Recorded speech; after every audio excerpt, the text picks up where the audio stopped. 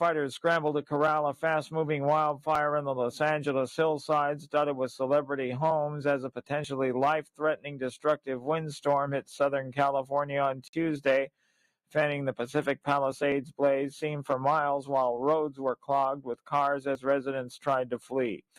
Forecasters warned the worst may be yet to come, with the windstorm predicted to last for days, producing isolated gusts that could top 100 miles an hour in mountains and foothills. On Wall Street, the Dow down by 178. More at Town Hall. Heard me talk about Relief Factor and how so many people enjoy a better, more pain-free life because of it. If you're dealing with everyday pain, it makes sense you'd want to try it first. Well, Relief Factor makes that pretty pain-free too with their 3-week quick start kit for only $19.95, less than $1 a day. Relief Factor is a daily supplement that fights pain naturally. Relief Factor doesn't just mask pain temporarily, it helps reduce or eliminate pain. Visit relieffactor.com or call 1-800-4RELIEF, 800-4RELIEF for Relief Factor. You know, a lot of times you have to choose between something high quality or something that saves you money, but if you can get both, why not? Especially when it comes to healthcare, and that's MediShare. You get both. The typical family saves $500 a month, and they love it. The customer satisfaction rate for MediShare is double that of the typical health insurance plan. Double. So yeah, really, you can save a ton and like it better. Call now. You can get a price within 2 minutes. Call 833-34-BIBLE. That's 833-34-BIBLE. President Biden signed a bill that transfers the land that includes the old RFK Stadium from the federal government to city control. Giving the District of Columbia control of the land for the next 99 years allows for the decaying husk of the old stadium to be torn down and the site redeveloped for any number of things. One of the possibilities is a football stadium and surrounding entertainment options at the Washington Commanders' former home. Owners Josh Harris, Mitch Rales, and Mark Ein and Mayor Muriel Bowser stood behind President Biden at the Resolute desk in the Oval Office when he signed the D.C. Robert F. Kennedy Memorial Stadium Campus Revitalization Act. There's been speculation that the team may return to the city under the new agreement. Bernie Bennett in Washington. The Biden administration asked a federal appeals court to block a plea agreement for Khalid Sheikh Mohammed and his 2 co-defendants in the September 11th attacks. News and analysis at townhall.com. I'm Keith Peters. One of France's most controversial political figures has died. Jean-Marie Le Pen, the founder of France's far-right National Front, who was known for fiery rhetoric against immigration and multiculturalism that earned him both staunch supporters and widespread condemnation, has died. He was 96. Le Pen, when a French presidential candidate, addressing supporters at a rally in 2002. A polarizing figure in politics, Le Pen was eventually estranged from his daughter Marine Le Pen, who renamed his National Front party, kicked him out, and transformed it into one of France's most powerful political forces. I'm Charles Philadelphia. Self-exiled Venezuelan opposition leader Edmundo Gonzalez, who claimed to have defeated President Nicolas Maduro in last year's presidential election, says his son-in-law has been kidnapped in Caracas. Gonzalez, who was traveling in the United States, said Rafael Tudares was kidnapped while on his way to drop off his children. More at Town Hall.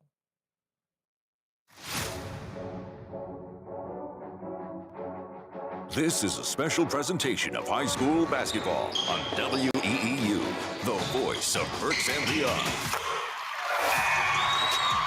High school basketball on WEEU is brought to you by Adelphia Seafood, American Diner, Bachman's Roofing, Solar, and Remodeling, Chick-fil-A, Cross Keys Insurance, Diefenbach Snacks, Elite Fuel Service, Houndstown Ready, Judd Firestone Plumbing, Kuhn Funeral Home, Latanzio Sandwich Shop, Overhead Door Company, Redner's Warehouse Markets, Remax Real Estate Agent Phil Macaronis, Lincoln Plumbing and Heating, Pizza Como, Redding Fight and Phil's, Savage Auto Group, Shirley's Cafe, Shore Stay Best Western Hotel in Redding, and Victor Emmanuel Beneficial Society. Now for all the action, let's go courtside with Bob McCool and Rich Scarcella.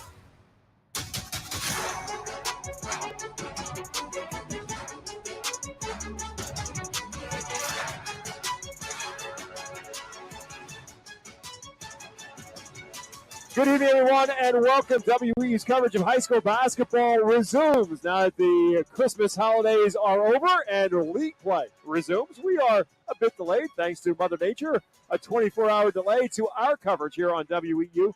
We jump right back into Division I of the Berks Basketball Conference tonight with the Wilson Bulldogs and the Muhlenberg Muhls squaring off.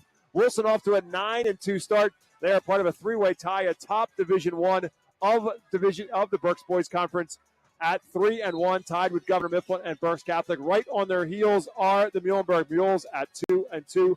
Muhlenberg, after a very successful run in the holiday season, is now 8-3 overall. High school basketball is presented by Savage Auto Group, and it is live on 8:30 a.m. WEU, the voice of Berks and beyond. And if you haven't found out yet, or if anybody you know hasn't found out yet, you can watch all of our coverage for free at 8:30 WEU Sports on our YouTube channel. It's also available as well on Facebook Live on our WEU Facebook page. However you consume it, we're glad you're here. High school basketball is back here on WEU, and we'll be back with our pregame show from Laureldale right after this. Got a special event? Let Renner's Markets cover the catering with their delicious selection of party platters and prepared foods. Host the best brunch with their sunrise brioche sliders, wraps, and fruit trays. Treat your guests to Renner's assortment of pastries and cakes, or take your party to the next level with fried or rotisserie chicken, shrimp cocktail trays, traditional or boneless wings, and even more easy-to-heat meals made by our executive chefs. Put down the apron and pick up the party with Renner's Catering. Check out the menu at the market or order online at rennersmarkets.com. One word comes to mind when you think of Latanzio sandwiches in Laureldale. Huge! That's right, their hoagies are filled to the brim with all your favorite deli meats. Ham, turkey, roast beef, and Italian, of course. Forget about taking a trip to Philly. They got cheesesteaks, burgers, Italian sausage, and meatball subs. If you're hungry, don't get fast food. Get real food from Latanzio, Agabish. 3226 Kutztown Road in Laureldale. Order on the phone 610-921-2324 or order online latanziosandwiches.com. They say dogs are man's best friend, so they deserve the very best. Houndstown in Reading is a full-service dog daycare and boarding facility with spacious rooms, quality grooming, and plenty of room for fun. While you're away, the dogs will play. Houndstown has all the enrichment your pet needs for their physical and social health. They offer a variety of spa services like baths, nail trimming, toothbrushing, and dematting. Give Fido the finest at Houndstown, 610-947-1441, or visit houndstownreading.com. Savage 61 Chrysler Dodge Jeep Ram is once again the #1 rated auto dealership in Pennsylvania. Thinking it's time to trade up for something newer? We offer the most insane trade-in values you'll find anywhere. Whether you're looking for a new or certified pre-owned vehicle, our dedicated team will make sure you drive away happy. Visit us today at savage61.com and see why we're Pennsylvania's top choice. Welcome back, everyone, to Muhlenberg, where the Mules tonight face the Wilson Bulldogs in our high school basketball coverage here on WEU. Again, just to recap, Wilson 3-1 in the division, tied with Governor Mifflin and Berks Catholic atop of the Division I standings. And Wilson is now at 9-2 overall after winning the Hempfield tournament over the Christmas holidays. They beat Newtown in Maryland, and they beat York Suburban in the championship game. Muhlenberg at 8-3 overall. They are 2-2 in the division. Wilson's lone loss in the division coming to Berks Catholic, a game you heard here at WEU. They beat Governor Mifflin. They beat Reading High in overtime, and they beat Twin Valley in a crossover against Division II. Muhlenberg, on the other hand, WEU, and they lost to Berks Catholic 65-61 right before the Christmas break, and a win over Conrad Weiser 68-56 in their lone crossover so far. So that's where the Mules are at 2-2, and the Bulldogs at 3-1 as this one gets set to begin. My name is Bob. Director Jeff Nolan, because, Rich Garcella is trumping around down in South Beach, getting ready for the Penn State game on Thursday night. Jeff Nolan joining me. And, Jeff, this is very much, as we're talking about before this game got started, really right back into it. Holidays are over with. Got to get right now, such a log jam. You've got to be ready to go. You've got to have your game face on the first night of league play. Yeah, and both coaches kind of echoed your sentiments there pregame. But I have to tell you, what a great transition from, we go from the football season and we kind of slowly go to the pedal to the metal right away. we come out of the game, the gate with a game like this, and you said logjam at the top. How much separation will there be before the end of the season? Maybe not a whole lot, but you just need that 1 or 2 games. And any of these games here in January could mean the difference of winning and losing a title. Yeah, we've talked to both Matt Coldren about this. We've talked to Snip Essley at Spurs Catholic about this. We asked Matt Flowers, the Muhlenberg coach, about this before tonight's game. In your opinion, how many losses do you think the team at the top of Division I will have? And it's the consensus right now is 3 or 4 losses. So in years past, there's been many times where you might run the table, maybe a 1-loss or a 2-loss team wins the division. But the way things are right now, they all kind of think that 3 or 4 losses very much still will win you the division. That's what we expect this to be like over the course of what Jeff said is a 5-week sprint drive now to the finish line for a place in the county playoffs. Let's jump into our keys to the game, and they're brought to you by RE/MAX Real Estate agent Phil Macaronis. If you're buying or selling a home, Phil Macaronis is a member of the RE/MAX Hall of Fame. With over 20 years of experience finding countless buyers and sellers keys to their real estate transactions. Call 610-670-2770. Ask for Phil Macaronis for the keys to buying and selling your home. It is Wilson at Muhlenberg tonight, and Jeff Nolan has his keys to the game. Well, first of all, let's look at the Mules. As Matt Flowers said, we've got to keep our emotions in check. Don't let them get away. Let's stay calm here playing basketball on the home court, which they have not had a lot of time here on the home court this season. Also patient. Be patient with the game in front of you. As speed is a key. They like to get out and run many different ways, whether it comes off the glass or the outlets. They love to play with speed. If they can do that, they feel they have a chance to win this game. Matt Coldren says, on the other hand, we've got to limit those turnovers. We can't let them get out. We've got to take good shots because if we lose the battle on the boards, that's going to allow them to get out quickly. And again, Muhlenberg likes to fly. And also, they want to get to the bench because they don't feel that the bench is a big factor. And so Wilson wants to try to get to the reserves and pull them into the game to make it different. Yeah, it's an interesting point that Matt Coldren made in that regard. And talking with Matt Flowers about it, he said he's comfortable with 7, maybe if he has to go to 8 off his bench.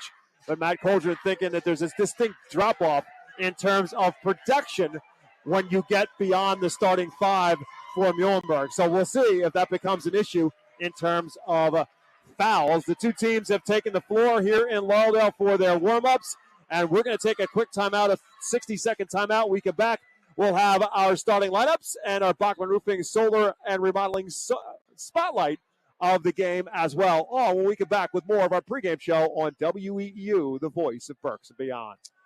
Judd Firestone Plumbing is your trusted local expert for all your plumbing needs. With over 125 years of combined experience, our team has seen it all, ensuring top quality service and expert solutions every time. From leaky faucets to the kitchen or bathroom of your dreams, we handle it all with professionalism and care. Call today at 610-678-9080. Judd Firestone Plumbing, where experience and reliability come together for your peace of mind. Hi, I'm Mike Kuhn with Kuhn Funeral Homes. Since 1937, our family has been committed to serving our community. We now have 3 active generations, as I have the honor of working with my father and son. With 5 convenient locations to serve our neighbors, Kuhn Funeral Homes continues to dedicate our family to your family. Thank you for believing in us, and we promise to always be there for you. Welcome back to Lauderdale. Again, alongside Jeff Nolan. My name is Bob McCool. Wilson Muhlenberg boys basketball for you tonight. We'll be right back into it on Thursday afternoon. Let's emphasize that first and foremost. An afternoon game for you on Thursday. We will have the Berks Catholic Saints playing host to the Exeter Eagles. A great rivalry the last couple of seasons in Division II. Well, now the Saints are in Division I. Exeter remains in Division II. And we'll have that matchup for you. That game has been changed from its original starting time of the JVs at 6 to the JVs at 3:30. So we'll have that game for you in its entirety. A video-only game for you on Thursday from Lloyd Wolf Gymnasium with the Eagles and the Saints at approximately about 4:45. We expect to be the tip-off. But that'll be video only. because obviously our brand new afternoon show, Afternoon Edge with Dave Russell, will be on from 3 to 6, and then we will go to our Penn State coverage then at 6 o'clock because the Penn State Nittany Lions and the Notre Dame Fighting Irish will be live on WEU. And quite frankly, that's the reason why the basketball game has been moved up as well, because the good folks at Exeter and the good folks at Berks Catholic want to consume that Notre Dame Penn State game just like everybody else does. So we were in complete agreement with that idea. So we'll have the game for you earlier than expected on Thursday, but we will have it for you, again, video only on our 8:30 WEU Sports YouTube channel or on Facebook Live on Thursday, Berks Catholic and Exeter at approximately 4:45. As for the Wilson Bulldogs and the Muhlenberg Muhls, let's meet our starting lineups. They're brought to you by Victor Emmanuel Beneficial Society. They've been serving authentic homemade Italian dishes for over 100 years. New memberships are now being accepted for only $10. And the facility at 311 Hazel Street in Reading is also available for rental for private parties, banquets, and celebrations. Victor Emmanuel, a taste of Italy right here in Berks. Wilson is coached by one of their own, Matt Coldren, although he is employed by the Muhlenberg School District as the Dean of Students in the junior high. He is a Bulldog. He is a 1990 graduate of Wilson High School and now in his 24th season at his alma mater. And he has won 417 games at Wilson. He's the all-time winningest basketball coach in Wilson history, passing his mentor, Reggie Weiss. Matt, in 24 seasons, 417 and 199. That is fifth best in Berks County boys high school basketball, behind Reggie Weiss, who ultimately in 28 seasons between his time at Central Catholic, at Wilson, and at Muhlenberg, won 458 games in total. So Matt Coldren with 417 coming into this one and 199 losses. And he will go with Maddox Gruber, 5'10 senior in the backcourt, along with John Edom, 6 foot and a senior, and Carell Akings, 5'10 and a junior. Al McFadden, 6 foot and a senior, is at one forward spot. Luke Levan, a 6'5 senior, is at the other spot. Gruber at 17.5 points per game. Akings at 10.1. The top two scorers on a Bulldog team that is averaging, as Jeff said, less than 60 points per game so far. As for Muhlenberg, they're coached by one of their own as well. Matt Flowers, a 2001 graduate of Muhlenberg High School, and now here in his fourth season at his alma mater, he is 60-33, including his 8-3 start so far on the year. And the Mules will have Eli Hemmings at 6'3 and a sophomore at one forward spot, along with Michael Miller, 6 foot and a junior at the other. Shamar Killen, 6'2 and a senior at a guard spot, along with Justin Armstrong, 5'8 and a sophomore, and Jaden Kantner, 5'11 and a senior for the Mules. Shamar Killen at 19.2 per game is one of the top scorers in Berks County on the season. Jaden Kantner at 14.9. And keep the name Eli Hemmings in your memory banks, just a 10th grader. He is really coming along. He is averaging now in double figures at 10.6 points per game. It's time now for us to take a look at our spotlight, brought to you by Bachman Roofing, Solar, Remodeling. Whether your needs are residential or commercial, Bachman's makes the home improvement process easy. The Bachman family has proudly served the Berks County community for over 50 years. Tonight, we turn the spotlight on senior Shamar Killen for the Muhlenberg Muhls. As I said, 19.2 points per game. But he has kicked it up a whole nother level of late for Muhlenberg, including scoring in 20 points per game, 20 points in 4 of his last 5 games. That's why that scoring average is up as high as it is. And, Jeff, Matt Flowers could not stop talking about not only what Shamar Killen is doing on the floor, but what he's doing as a leader off the floor as well. He really did. He challenged the seniors what he did. And he challenged him not only to be a better player on the floor because they needed more numbers, but he challenged him to be a better leader. And that's exactly what he is. He's taken the bull by the horns, so to speak. He has led this group, and he has seen the effect of that because it has trickled down to the other players. They see him as a leader, and he has lifted up this team almost individually. Yeah, we were kind of like, what was it? What was it? He just said he thought Matt Flowers thinks he kind of realized that the clock's ticking, that, hey, it's my senior year. And I said, is it because he wants to play at the next level? He said, he absolutely wants to play at the next level. Well, not only that, I mean, just as an individual, right, you look around and say, what's going on? What am I going to do with my time? What am I going to do with my moment? And Killen decides, look, this is my time. I have been challenged, and he has risen to the occasion. And, again, just in life, that trickles down. And everybody sees it, and everybody responds, and everybody around him is responding in a positive way. And Matt Flowers told us, and I knew it for a fact because he's sitting right in front of us, that Kutztown University assistant coach Tom York is here to watch Shamar Killen. Matt Flowers did not want to share it with Shamar, and now that he's on the floor, we don't have to worry about it because he can't hear us. So we can tell you that Tom York, the assistant coach at Kutztown University, is here to see Shamar Killen playing tonight, get an idea of what he looks like firsthand. So that is our Bachman Roofing Solar Remodeling, and also part of that spotlight is how Wilson will defend him, and that'll be Tom McFadden who will get the defensive assignment of guarding Shamar Killen early on in this basketball game. So that, again, is our matchup. It's going to be an interesting one in terms of style. You know, the old adage of styles make fights, and these two teams want to go about it in different ways. I mean, Muhlenberg will look to run. Matt Coldren talked about that with us, Jeff, about the fact that we got to be conscious of what they do, which is when a shot goes up, they're leaking out. We got to make sure they don't leak out on us and get some easy buckets. Yeah, well, defensive numbers show up for Matt and Wilson. They've held 4 different opponents under 40 points this season, but the offensive numbers come on the other side. Matt Flowers and the Mules here, 3 or 4 different occasions, they put 70 or more on the board. And Matt Coldren talked about the fact that rebounding, they've got to be careful on the glass. You got to get rebounds. You can't give them the opportunity because that's only one opportunity to get out. Turnovers are the other, right? Playing defense, forcing turnovers. So looking at this game on paper, it says defense versus offense, but it probably goes a lot deeper than that. Yeah, and that's the old thought process, and I think Matt Coldren really embraces that. I think most teams think that, Wilson's going to slow it down and they're going to be patient, which they are. But Matt Coldren will always remind you that he will push it each and every time he has the opportunity to do that. And he said it to us tonight. We'll push it when we can.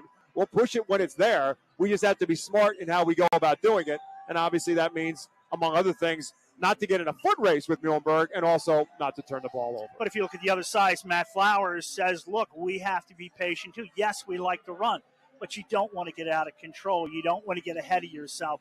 You want to play in a controlled, hyper environment, if that makes any sense. So he wants to be controlled, he wants to be quick, but he wants to be smart. And Matt Flowers also, and this is, again, he and his brother-in-arms and Rick Perez, of course, were a part of the Reading Red Knights for so much success for so long. But they kind of go about this very much like college coaches do, which is that they'll kind of zone in on, like, look, these are the guys. Mm-hmm. And some coaches will look at a team and go like, look, that guy's their best player. If we got to make sure nobody else beats us. But they look at it from the approach of, look, in the case of what Muhlenberg's going up against tonight, Matt Flowers pretty much point blank said, it's Gruber and Akings. We got to make sure that they don't kill us. And we will make sure, and because we don't think the other guys on this team can hurt us. Now, Matt Coldren would contend with that he thinks he's got guys who can hurt them. The question will be, who's right in ultimately when this is all said and done. Well, you and I were talking about this pregame off mic. You've got Killen and Cantor at Muhlenberg. You talked about the emergence of Hemming. So, right. So you've got 3 right there. On the other side, statistically, if you look at it, you've got Gruber. Akings is starting to come on. His game has improved as he's gotten further away from the football season. But who is going to be that 3rd or 4th player? I mean, they've got numbers from Edom. Right. He's helped them earlier. Can the big man, Levan, can he factor into this? Can he become more of a factor? So, I think that right now Wilson might be looking for that steady 3rd contributor. Yeah, I mean, Luke Levan could very well be an X factor. He is unlike what most players have in Berks County, and that is a low post player at 6'5". And in the last game that we did when Wilson beat Reading High in overtime, the last game that we had with the Bulldogs before the holiday break, Matt Coldren said that in the postgame show that Matt blames himself for everything that goes wrong with the Bulldogs. It's just the nature of Matt Coldren. But he said, I take responsibility on that we're not feeding him enough. We're not getting him the ball enough because he has shown the ability to score in opportunities. And in that game against Reading High, he had a season high of 12 points against the Red Knights. And we did a game last year against Exeter. He dropped a career high of 22 against the Eagles. Luke Levan can score if he gets the ball. The problem, if you will, if you're a Bulldog fan, is that Luke Levan is not an aggressive guy who's going to go get the ball. Somebody's got to give him the ball inside, and that's kind of where Matt Coldren's trying to get to. And that's where is his game best? Is it right. inside or is it outside? Where does he want to go? If he's not aggressive, doesn't want to go inside, that factors in, are you going to get him the ball or aren't you going to get him the ball? And a couple of other statistical notes in this one. 2 players who by the time this season's over with will hit some career milestones, and that's the 1,000-point barrier. Wilson's Maddox Gruber, who started seeing time as a freshman in West Lawn, is now at 881 in his career. So he is certainly in prime position to become one of Berks County's next 1,000-point scorers. And Jaden Kantner is not all that far behind.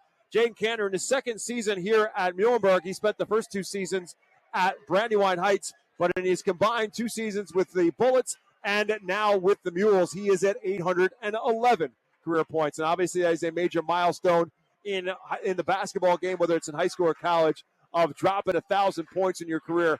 And so those 2 players are certainly in a position to do that. Gruber at 17.5 points per game and Kantner at 14.9 points per game so far in their senior year.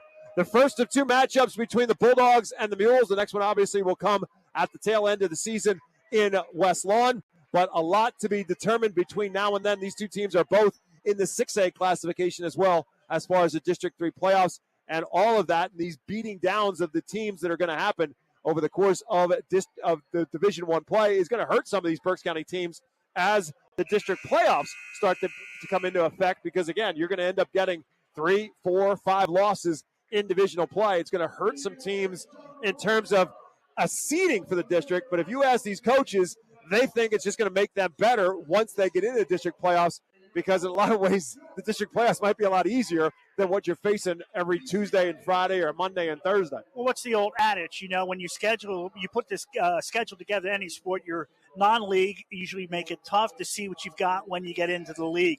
Here, it's in the league. It's already here, and you're going to figure out what you are very quickly. One more look at the starting lineups as they're about to be introduced here at Laureldale, again, presented to us by Victor Emmanuel Beneficial Society. For the visiting Wilson Bulldogs, it'll be senior Maddox Gruber, senior John Edom, and junior Carell Akings in the backcourt with senior Tom McFadden and senior Luke Levan inside. Again, Levan, the real size in this game at 6'5". Everybody else pretty much between the 5'10" to 6 foot range for the Bulldogs. For the Mules, under Matt Flowers, it'll be Michael Miller, 6 foot and a junior, Eli Hemming, 6'3", and a sophomore. Inside with Shamar Killen, Justin Armstrong, and Jaden Kantner around the perimeter. We're going to take a timeout. We get back. It's tip-off time here on WEEU. It seems like the cost of everything is on the rise, but Erie Insurance can help make sure your auto insurance premium isn't one of them. Avoid rate increases with Erie Rate Lock. Even if you have a claim, your rates won't go up until you change your car, driver, or address. Your Erie agent is Cross Keys Insurance. Get a quote today at crosskeysins.com. Erie Rate Lock is not available in all states. Other conditions and limitations at erieinsurance.com. Go to erieinsurance.com for company licensure and product details. Ahoy! Adelphia Seafood is your neighborhood market for the freshest seafood around, with locations in West Lawn, Fairgrounds Market, and Pottsville. They offer a range of delicious options from crab cakes, clams, fresh organic salmon, and succulent shrimp, as well as convenient take-home dinners and more.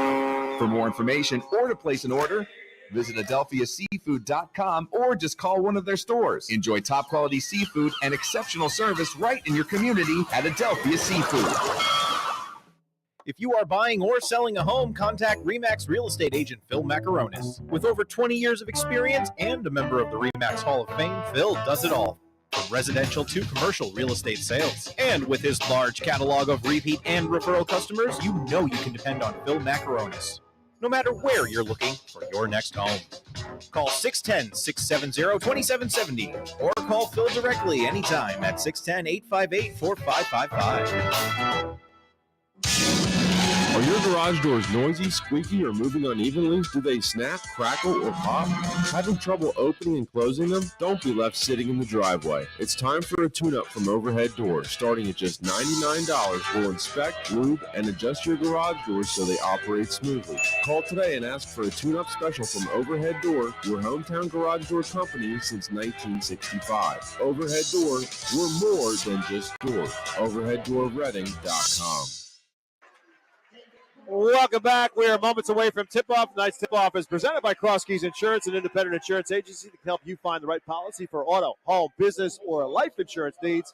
With offices in both Reading and Hamburg, Cross Keys Insurance will be the key to your security. Again, alongside Jeff Nolan, my name is Bob McCool.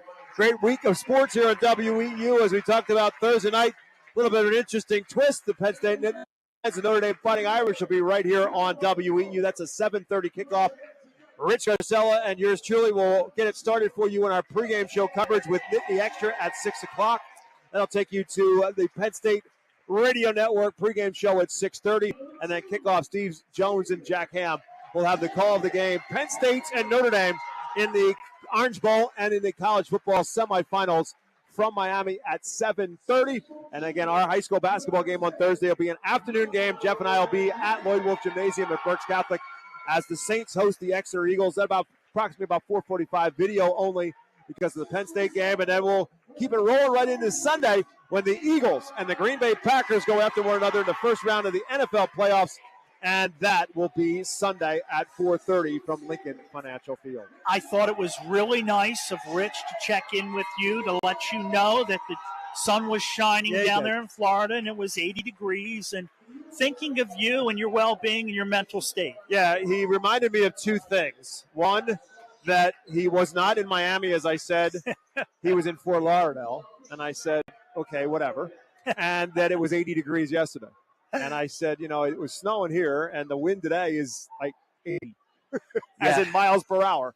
But other than that, I hope you're having a great time in South Florida, wherever it is. I'm sure somewhere nearby is Flavor Flav, and they're just comparing clocks. Right. Yes. So here's a little sidebar story here. Did you know that both these teams have spent much of the season so far on the road? Well, we found it out. You pointed out, I didn't realize that Matt Flowers brought it to our attention as well. But yes, they have. And so it's interesting because, again, we're kind of going back now down the home stretch. And Matt Flowers has pretty much said what they all believe.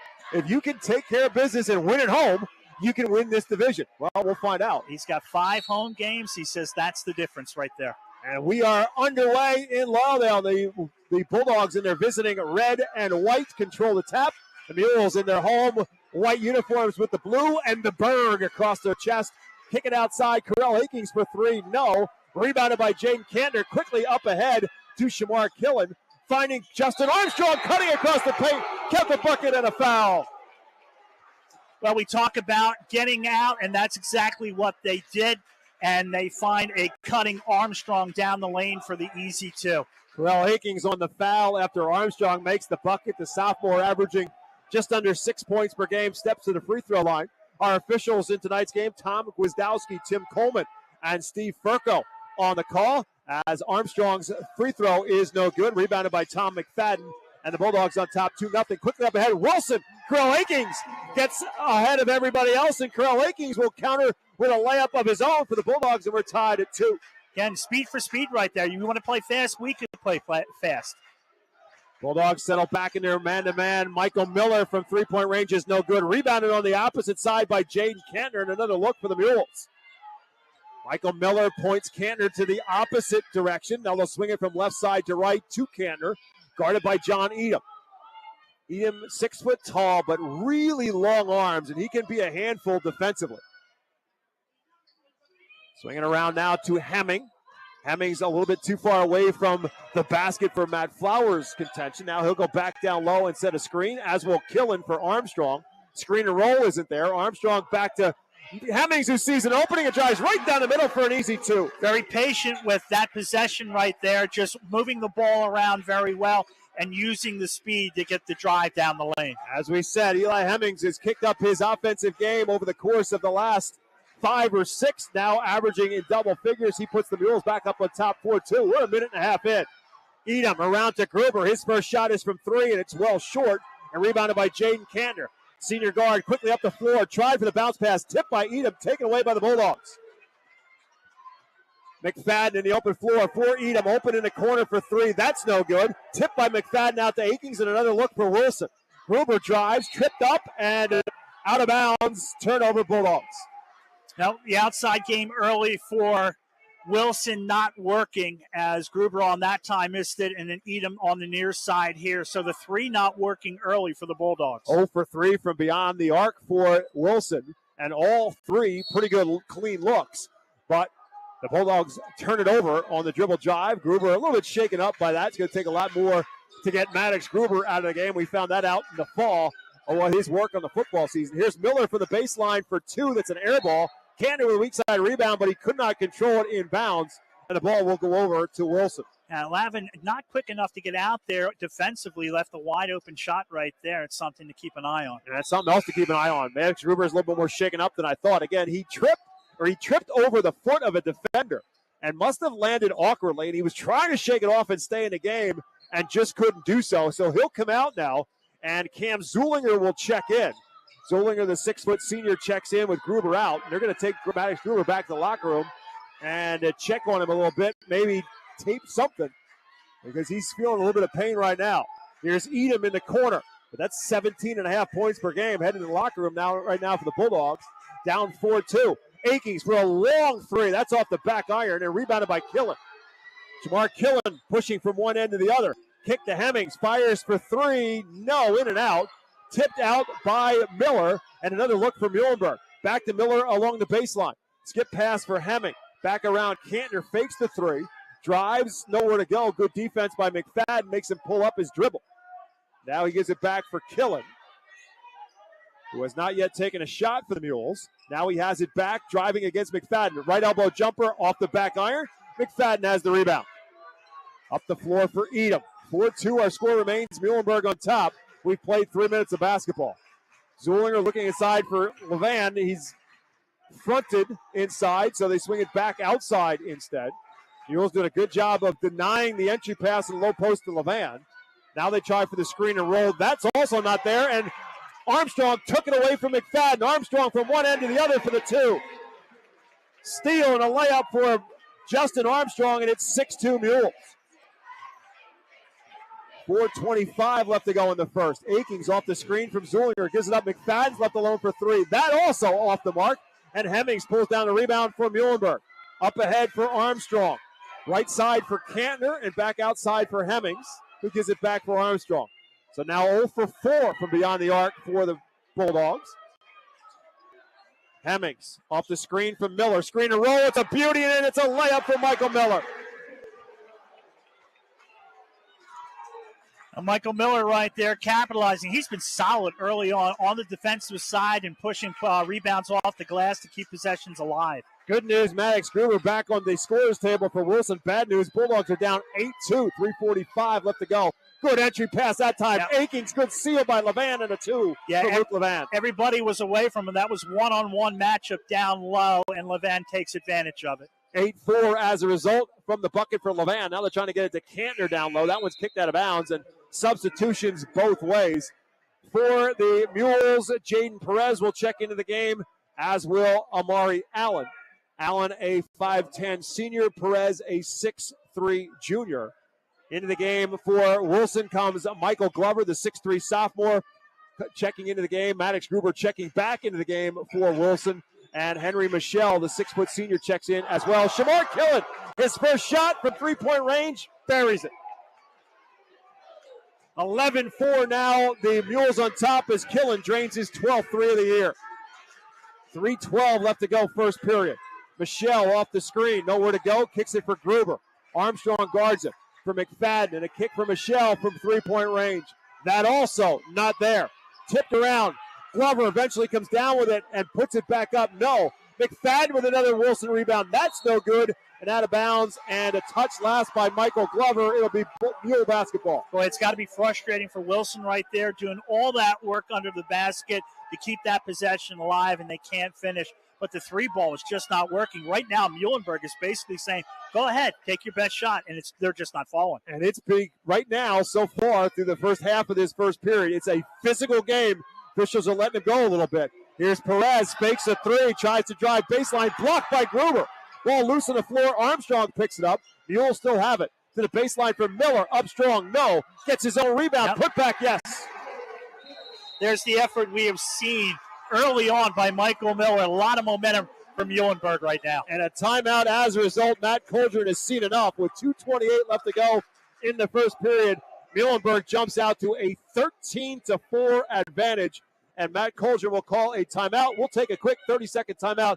Back to Lauderdale with more after this on WEEU in Reading. Elite Fuel Services has been one of Berks County's best-kept secrets for more than 20 years. They're a full-service heating and cooling company. Not only do they deliver heating oil, propane, diesel fuel, and gasoline, Elite also has a full HVAC team that is ready to tackle any of your heating or cooling needs. Just a quick Google search away. Elite Fuel Service. Read the reviews and give them a call. You'll feel part of the Elite Fuel family, giving you the peace of mind you deserve. Well, Matt Flowers wanted his team to play aggressive and smart, and they have done that early on, jumping out to a 13-4 advantage, forcing Wilson to call a first-period timeout. 2:28 left to go. And now Wilson gets the ball. Muhlenberg will go full court now after the stoppage. Change up and look a little bit. Wilson, no problem to get it across half court. Michael Glover to the high post, gives it back to Tom McFadden. Now Zulinger comes out high. They go to Michelle along the baseline. He tries to drive underneath. Kicks it around, and Gruber and the Bulldogs will reset out high. McFadden to Glover at the high post. Stripped loose and fouled. On the reach-in, I believe, will be Amari Allen for Muhlenberg. Again, trying to get that ball down low, can't get the ball inside, and that defense right now for Muhlenberg just kind of stymieing Wilson. So the foul on Allen is the first against either side, and not a shooting foul. Wilson will inbound underneath. McFadden, Zulinger, Glover, Gruber, and Michelle, the five out there for Wilson. Backdoor look off the inbounds for Glover, and an easy two. Yep. Glover just goes to the open spot between two defenders and an easy lay-in. He caught passes on the football field as an all-state tight end. He catches an easy one there. Good find by Tom McFadden. And Glover pulls the Bulldogs to within 13-6. Jaden Perez for three. That's no good. McFadden pulls down the rebound for Wilson, and they want to go. McFadden doesn't have numbers, so put on the brakes. Swinging around for Gruber, and now for Glover away from the basket. Kick out. Zulinger thought about the three. Gruber did as well. And now he'll take it and bury it. Finally, the Bulldogs bury one from three-point range, and it's Maddox Gruber. Yeah, just a little step off to the left, a head fake, and just stepped off to his left and found the opening. And since that timeout, it's a 5-0 run for the Bulldogs, who cut it to a 13-9 game. 1:15 to go in the first period. In the hands of Justin Armstrong, and an illegal screen going to be called on Perez, trying to screen Maddox Gruber off. Perez gets called for the illegal screen. His first, team second, turnover Mules. Bulldogs down by 4, get it back. With that, Jaden Kantner back in for Muhlenberg, and Justin Armstrong out. Shamar Killen also back in, and Perez comes out. They're going to play physical, going to get those quick substitutions in and out. Jeff Collado also checking in for Muhlenberg for the first time, the 6'2 junior. So it's Miller, Allen, Killen, Kantner, and Collado out there right now defensively for the Mules. Akings, kick ball by Miller, and it'll stay Wilson basketball. Miller getting in the face of Akings a little bit. Yeah, Glover running the baseline right there. He was open for just a moment, didn't see him in time. So Wilson will inbound underneath. 1:05 left to go in the first. Bulldogs on a 5-0 run. Swinging around for Akings. Inside for Levan. Kicks it out. Edom fakes the three, pulls up to the foul line, and bounces it for Levan, who kicks it back outside for Zulinger. Drive and kick right now for the Bulldogs, but they can't pull the trigger on the three.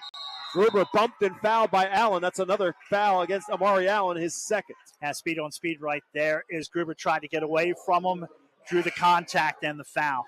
And with that, Allen, after picking up that second foul, will come out. Justin Armstrong, after a quick break, right back into the game for the Mules. 50.5 now left to go in the first period. 13-9 Muhlenberg on top. Wilson with the basketball. Bulldogs 3-1 in Division I. Muhlenberg on their heels at 2-2. Levan high post, kick out for Edom. Now to the baseline for Zulinger. He'll step back for three. That's off the mark. Levan with a weak side rebound. Bulldogs get another look. Kick out. Gruber, top of the key for three. No. This time it's Kantner who pulls down the rebound for Muhlenberg. Kick out, but it's stolen away by Gruber. Gruber right back the other way for the Bulldogs. Spins and scores. Maddox Gruber anticipating that pass right there, able to step right in and grab it, and a great finish down the other end with the defense right in his face. Well, we talked about Glover on the football field. Maddox Gruber was pretty good at that as well as a defensive back in addition to his quarterbacking ability. Here's another steal for the Bulldogs. Akings in the open floor, driving and foul. Bulldogs now down by 2 and a foul on Corell that stops Corell Akings on the drive to the bucket with 2.7 left to go in this first period. The foul called on Justin Armstrong, his first, Mules' fourth. Wilson will inbound underneath. Akings gets bailed out a little bit there as he got the feet caught under, and it looked like it might have been a walk. So time for the Bulldogs to catch and shoot with 2.7 left. Inbounds for Gruber. Don't think he realized how much time was left, and he's now out near half court. His three is short, but a strong run by the Bulldogs at the end of the first period offsets a great start for Muhlenberg in this first. After one, Muhlenberg 13, Wilson 11. Take a timeout. Back with high school basketball presented by Savage Auto Group, live on WEEU, the voice of Berks and beyond.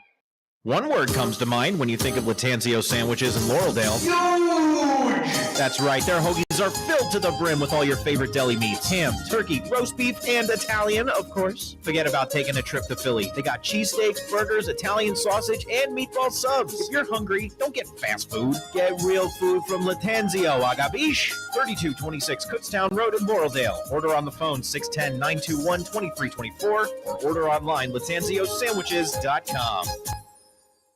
Sure Stay Plus by Best Western offers a welcoming, comfortable stay for the business or leisure traveler, providing clean and cozy rooms at a reasonable price. Conveniently located at the intersection of Route 12 and North 5th Street in Reading, Sure Stay Plus provides a fresh, hot breakfast buffet, all-day coffee, free fast Wi-Fi, HD TV, fridge and microwave, and much more. Plus, business travelers have access to services such as copying and a meeting space. Call 610-371-0500 to book your stay or visit bestwestern.com. Set to start period number 2 alongside Jeff Nolan. My name is Bob McCool. High school basketball here at WEU, and we got a good one as we expected. Muhlenberg out to the fast start. It was 13-4 Muhlenberg, forcing Matt Colger to call a timeout. That came with 2:28 left to go in the first, and it was all Bulldogs for the final 2:28. A 7-0 run. They've got it to within 2. Muhlenberg has the basketball to start the second period. Killen, high post is Jeff Collado. Turns and faces the defensive Levan. Now gives it up for Miller. Lob inside for Killen. It's over his head, and Muhlenberg will turn it over on their first possession of period number 2. Yeah, trying to get Killen going a little bit right there. Not an advised pass, ill-advised pass, as there's really nowhere to get the ball. Muhlenberg with a little token full court man-to-man pressure. McFadden will clear everybody out. He'll take it up the floor by himself. Gives it for Levan, a long way for the basket. Now back for Akings. Akings trying to get by Miller, gives it up for Gruber. Gruber trying to get by Kantner, spins away from him and scores for a pretty 2. Yeah, back-to-back plays. Gruber spinning first away from the defense, then right into it for the 2. And the run continues for the Bulldogs. Now a 9-0 Wilson run has tied this game for the second time at 13 apiece. Killen off John Edom. Killen gives it up for Armstrong. Now it's Kantner. Post up is Collado. And back to Killen, who gives it up for Kantner. So the Mules being patient, but not really looking to shoot either. Miller inside. Around and eventually controlled by Gruber. Bulldogs with the basketball and a chance to take their first lead if they can score. Gruber trying to get by Miller, can't. Gives it up instead. Swinging from left side to right for John Edom. Inside the low post for Levan. 3 defenders crash. Kicks it back for Gruber. Drives, tripped, scores. Wilson leads for the first time at 15-13. 9 now for Maddox Gruber. 6:15 to go in the first half. Well, you're right. That offense has slowed down for Muhlenberg. Killen buries the 3. The only 2 shots that Killen has buried, both 3-pointers. 2 of 3 from the field, but it puts Muhlenberg right back up on top. Not afraid to shoot. He had a defender kind of right in his lap right there, but not afraid to pull the trigger. The 12th and 13th 3 of the season so far in this one for Killen. And he puts the Mules back up on top. Gruber to match it, and that's good. Maddox Gruber feeling it here in the second period. Wilson's on top 18-16. Yeah, Gruber just stuck that right back into the face of the Muhlenberg defense. Second of the night for Maddox Gruber, 21st of the season from beyond the arc. 18-16 Bulldogs. 5:30 left to go in the first half.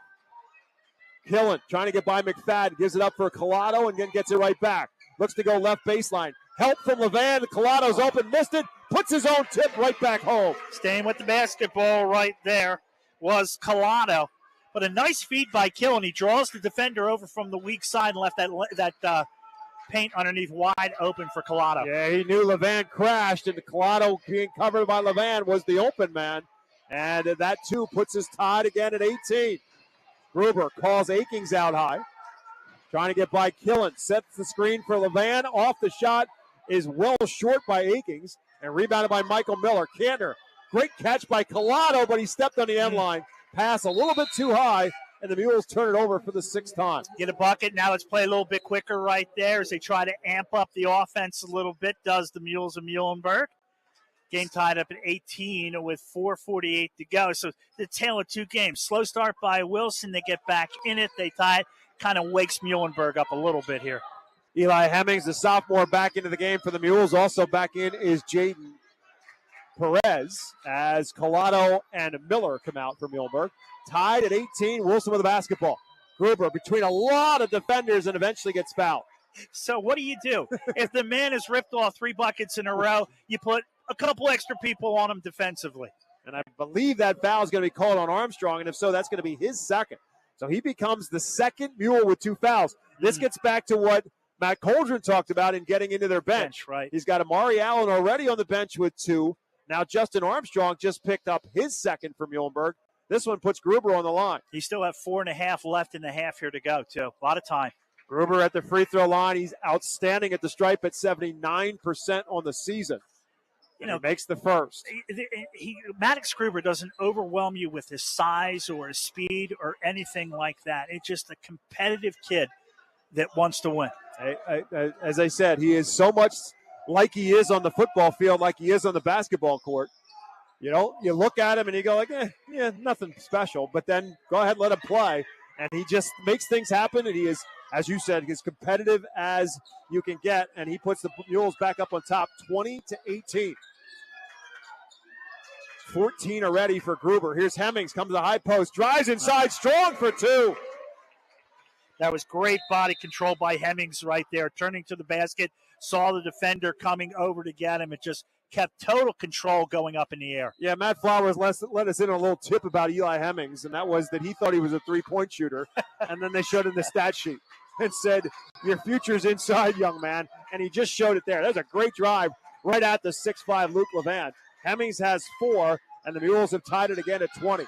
Here's Glover looking for somebody to give it up to. Kicks it out for Akings. Corner 3. No. Long rebound corralled by McFadden. Back to Akings. Inside for Glover. Gets 2 defenders up in the air. Missed the shot. Levan had the rebound. Knocked out of bounds by Killen.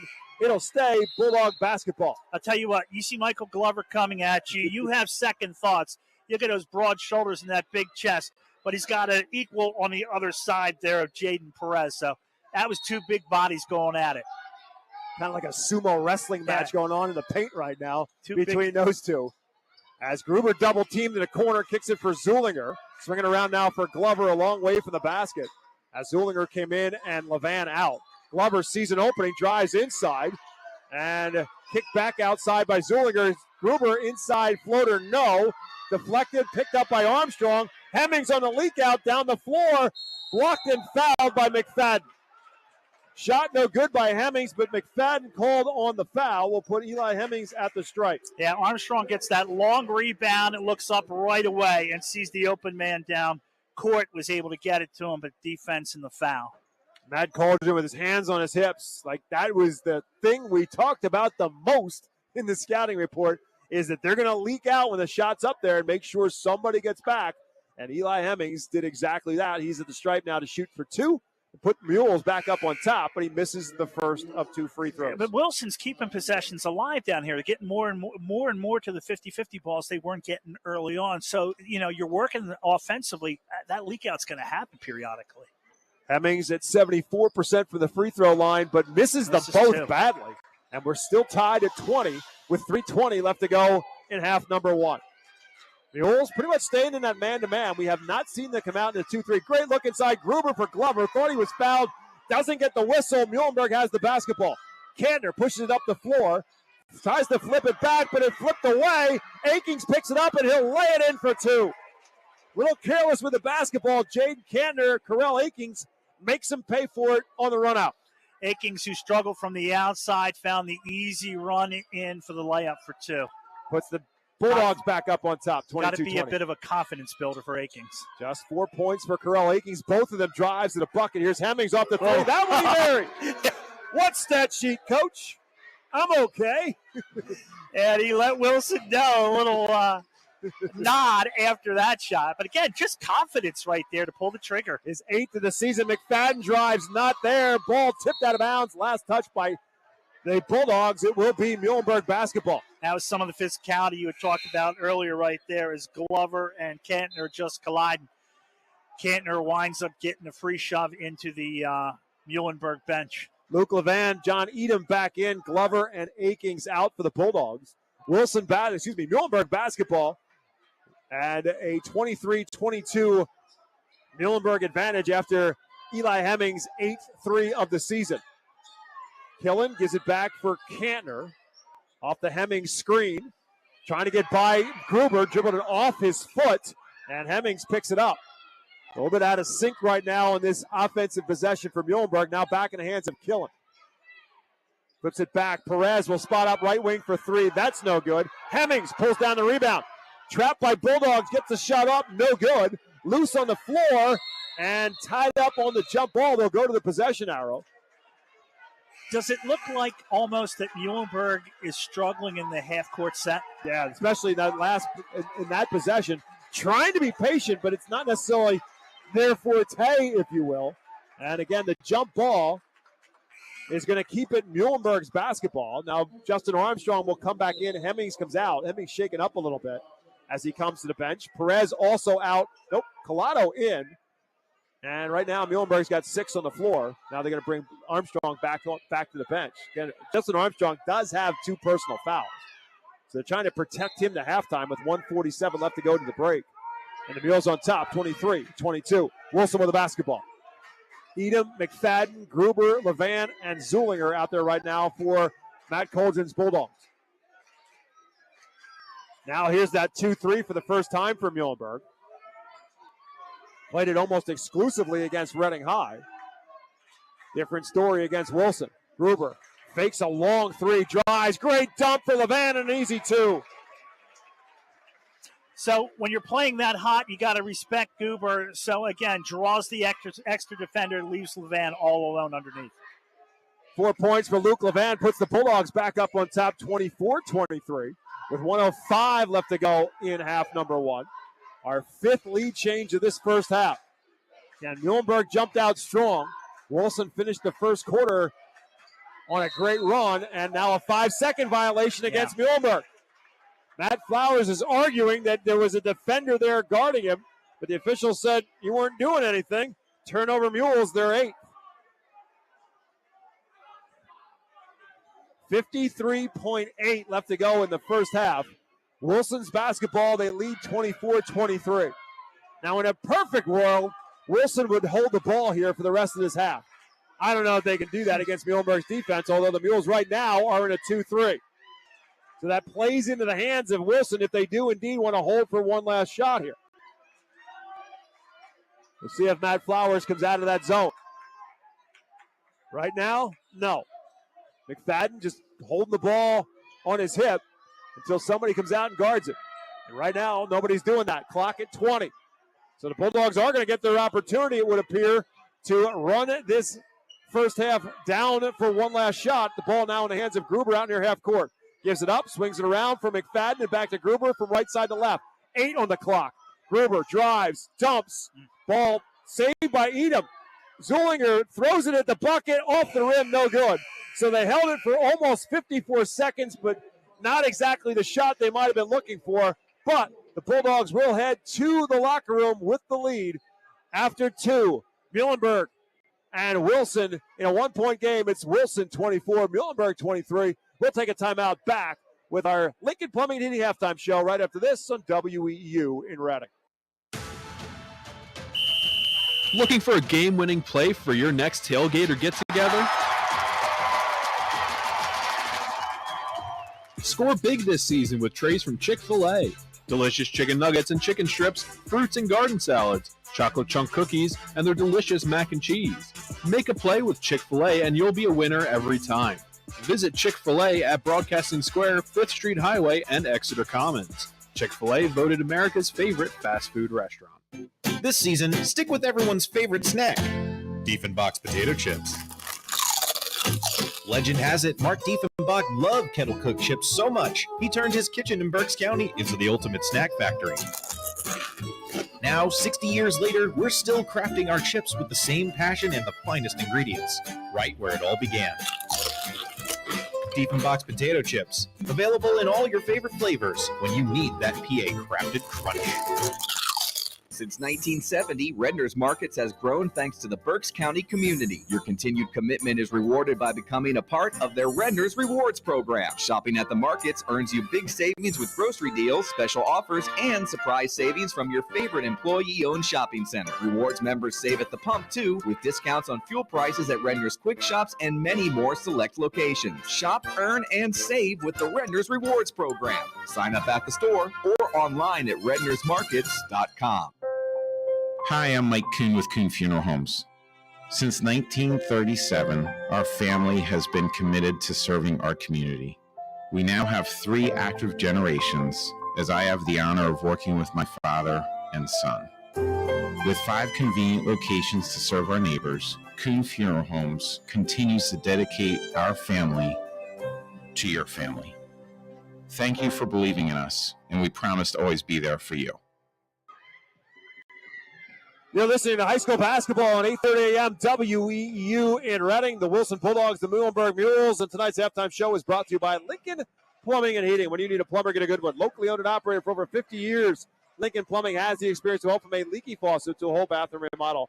Call 610-376-0863 for Lincoln Plumbing and Heating, as honest as their name. Alongside Jeff Nolan, my name is Bob McCool. The Wilson Bulldogs, the Muhlenberg Muhls in a one-point game.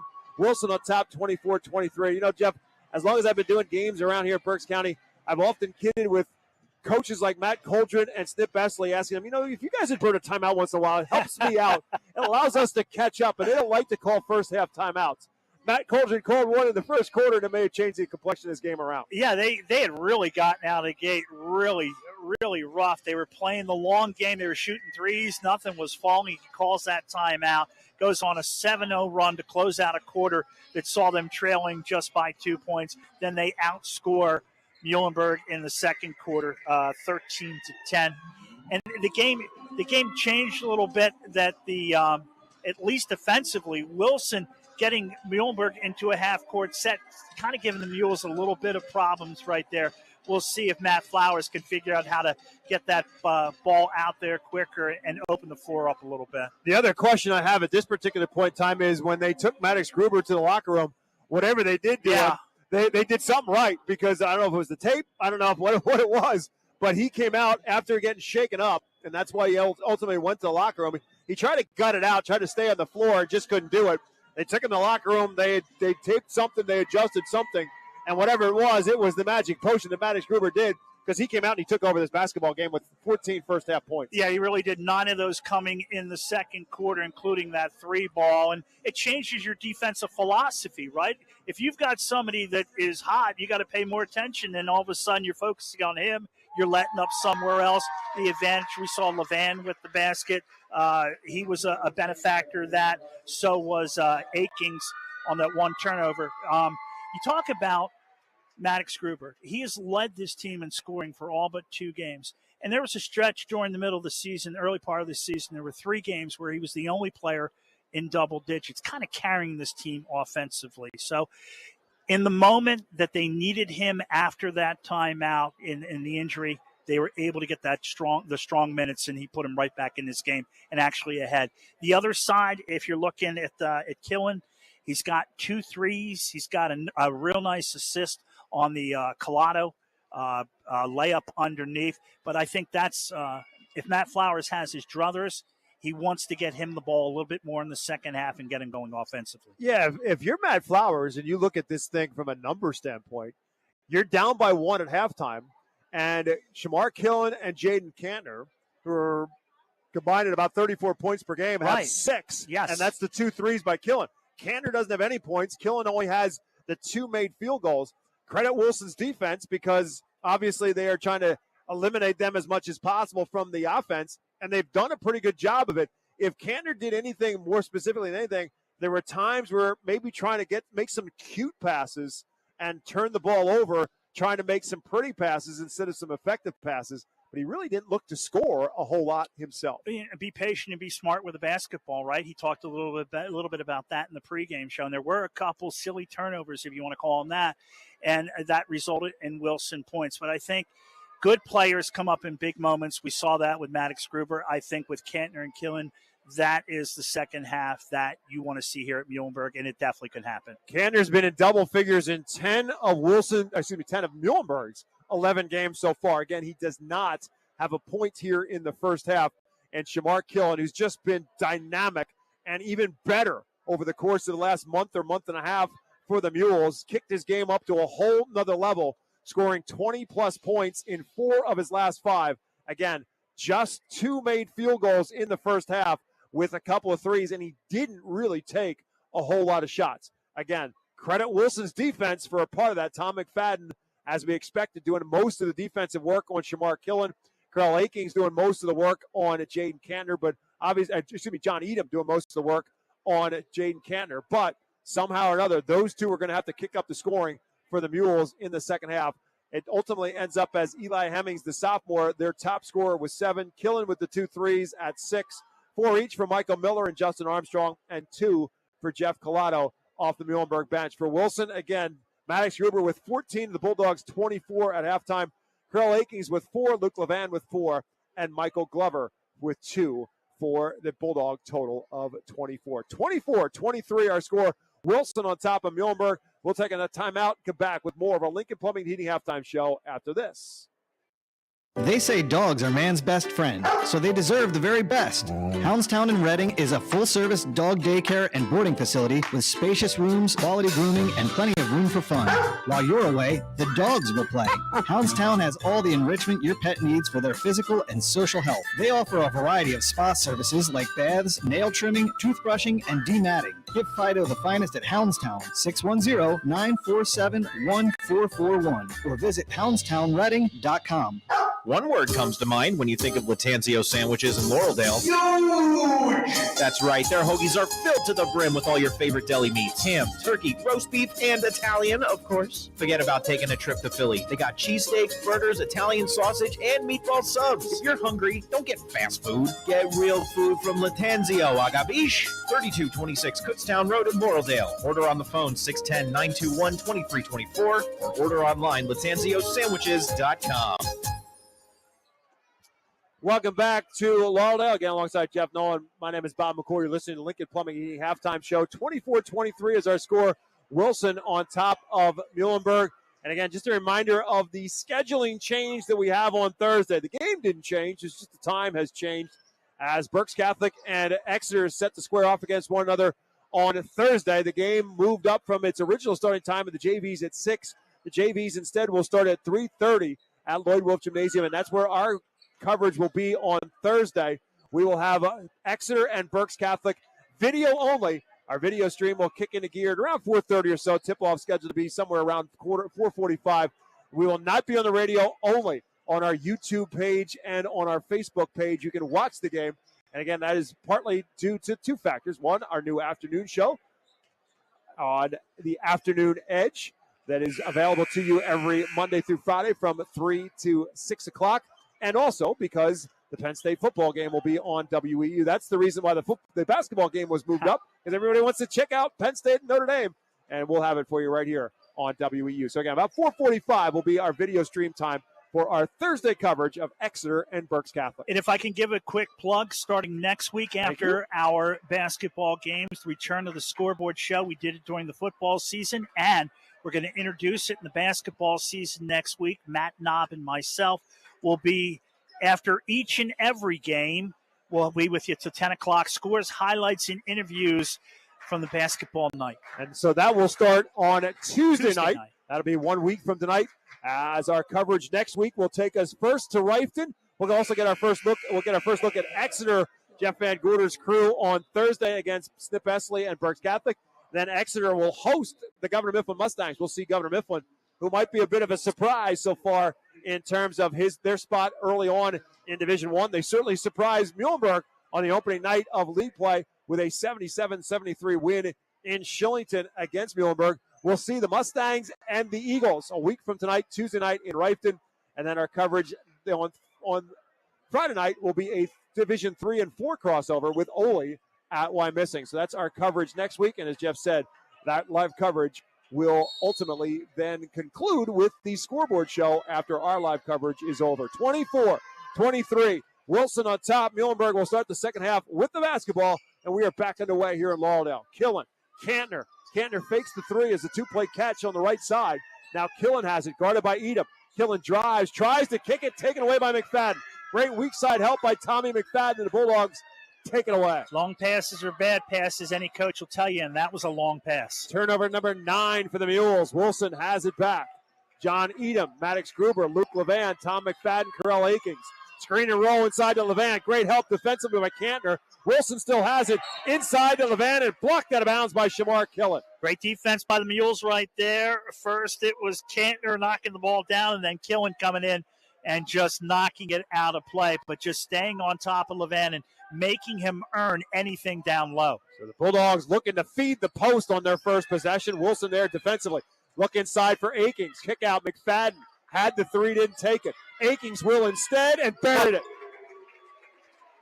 Carell Akings top of the key for the three. His 16th of the season. And Wilson's lead is 4, 27-23 Bulldogs. Michael Miller will match it on the other side for Muhlenberg. Michael Miller just continues to impress all aspects of the game right there offensively with the three. Didn't think it all, just shot. 7-3 of the season for Miller. And the Mules right back to within 1. John Edom left alone from about 15 feet. That shot is no good. Killen has the rebound, and he wants to go. Killen from one end to the other will miss the layup. Rebounded by Hemmings. And Muhlenberg has another look. Cantner drives. Miller will try another three. This from the corner is good. Michael Miller with back-to-back threes for Muhlenberg, and the Mules are back up on top, 29-27. Fighting to keep the possession alive. That's what the Mules do right there, and the benefit is the three. Akings to match it with a long three. No. Edom with a rebound for Wilson. Edom drives right back inside. Blocked cleanly by Cantner, and the Mules have it back. 6:05 to go in the third. Muhlenberg 29, Wilson 27. A lot of hustle away from the ball here on both ends to keep plays alive. Miller drives, floater, yes, off the rim. 8 straight for Michael Miller. Muhlenberg now on an 8-0 run, reversing a 4-0 deficit. They lead by 4, 31-27. Levan a long way from the basket, looking for some help. Finally gives it up for Akings. Tries to drive on Miller. Turnaround jumper, in and out, and rebounded by Hemmings. Did everything but go down the cylinder. Jamar Killen gives it back for Hemmings and travel with it. Hemmings, one of those cute turnovers we're talking about for the Mules, as Hemmings tries to go with a little stutter step move, but travel with it. Matt Flowers with the proverbial coach's point to the temple, as in play smart, young man. 5:20 to go. Wilson gets it back after the Muhlenberg turnover. Boisterous crowd in Laureldale, as there generally are when the Mules play, although that hasn't been a whole lot so far this year, as Jeff talked about in our pregame show. Gruber off the screen, drives inside, looking for his first points of the second half, and has them. Yeah, defense just kind of stood around and gave him that lane to go down and get the 2. 16 for Maddox Gruber, puts him at 897 in his career. Miller faking Levan off the feet, drives inside, no, rebounded by Edom. Edom thought about the kick out for Gruber, thought better of it, and will take it across half court himself. Up for Akings. Now back in the hands of Gruber. High post is Edom, backdoor not there. Edom trying to get Miller away from him, dumps it for Levan. Baby hook, yes. Yeah, that was size right there. Levan just putting that shoulder to block off the defender and get the baby hook up and in. We're tied again, this time at 31. The Bulldogs have scored 4 in a row. Killens drives, tries to kick. Levan took it away from him. Gruber in the open floor. Drives, dumps. Levan wasn't expecting it. The Bulldogs are giving it right back. Yeah, it's tough to blame Killen on that turnover right there because he kind of stumbled with the basketball off balance, giving it up. That turnover by Wilson, their first since the first period. Muhlenberg right now with 11 turnovers unofficially. Wilson with 3. Killen and Armstrong out now for Muhlenberg.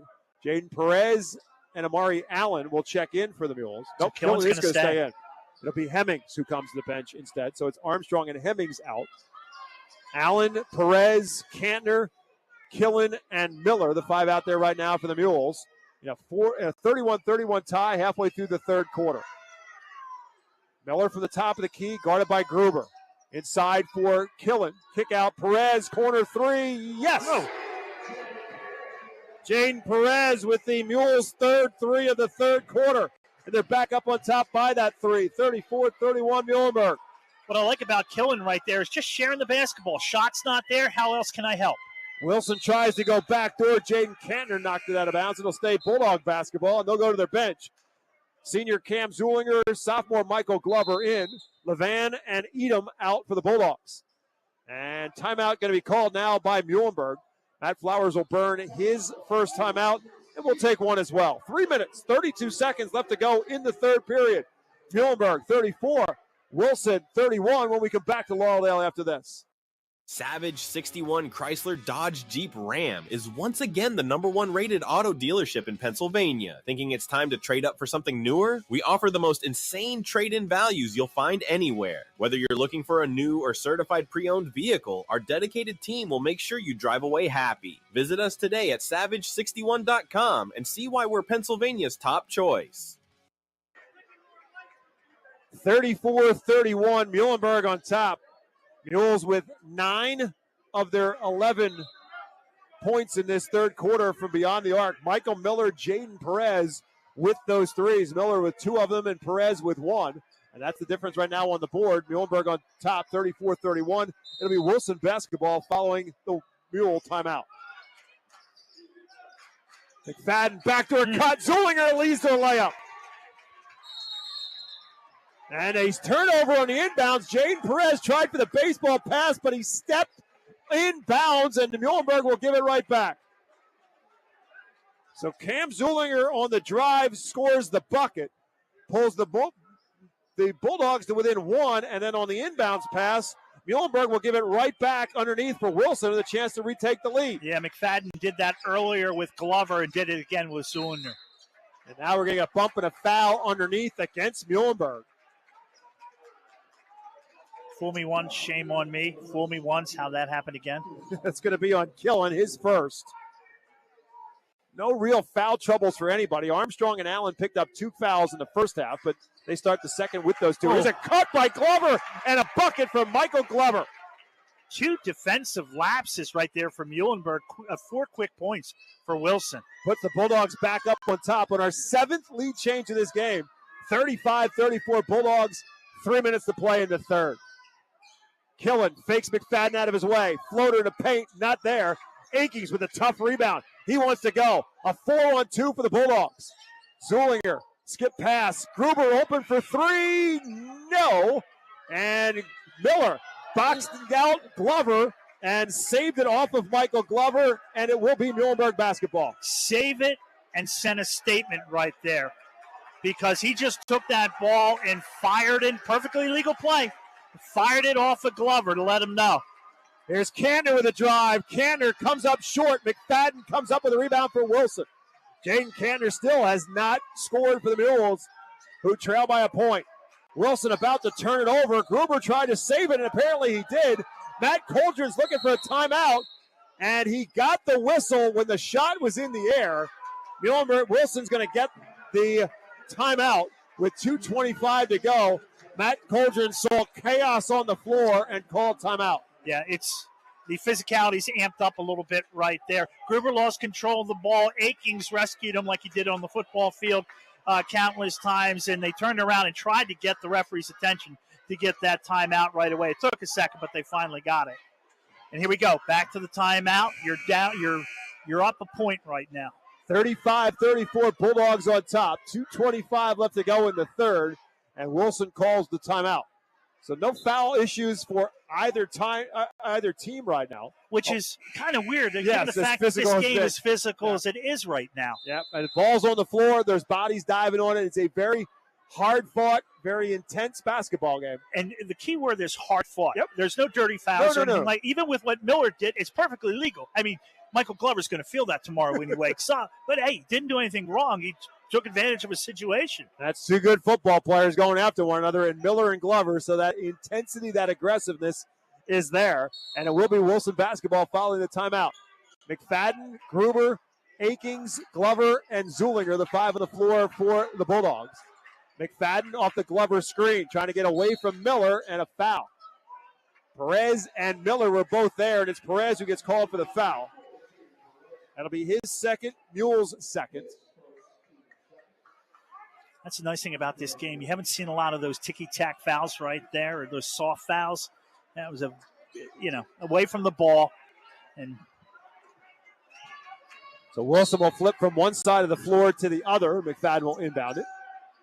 Earl Akings has to go all the way into the backcourt to catch the basketball. Zulinger sets a screen for him. Left elbow, kicks it back. Zulinger had the three, didn't take it. Gives it up for Akings. He'll take the three instead. That's no good. And tipped around, still tipped around. Gruber had it for a second. Amari Allen pulls it away from the pack, and Muhlenberg has it back.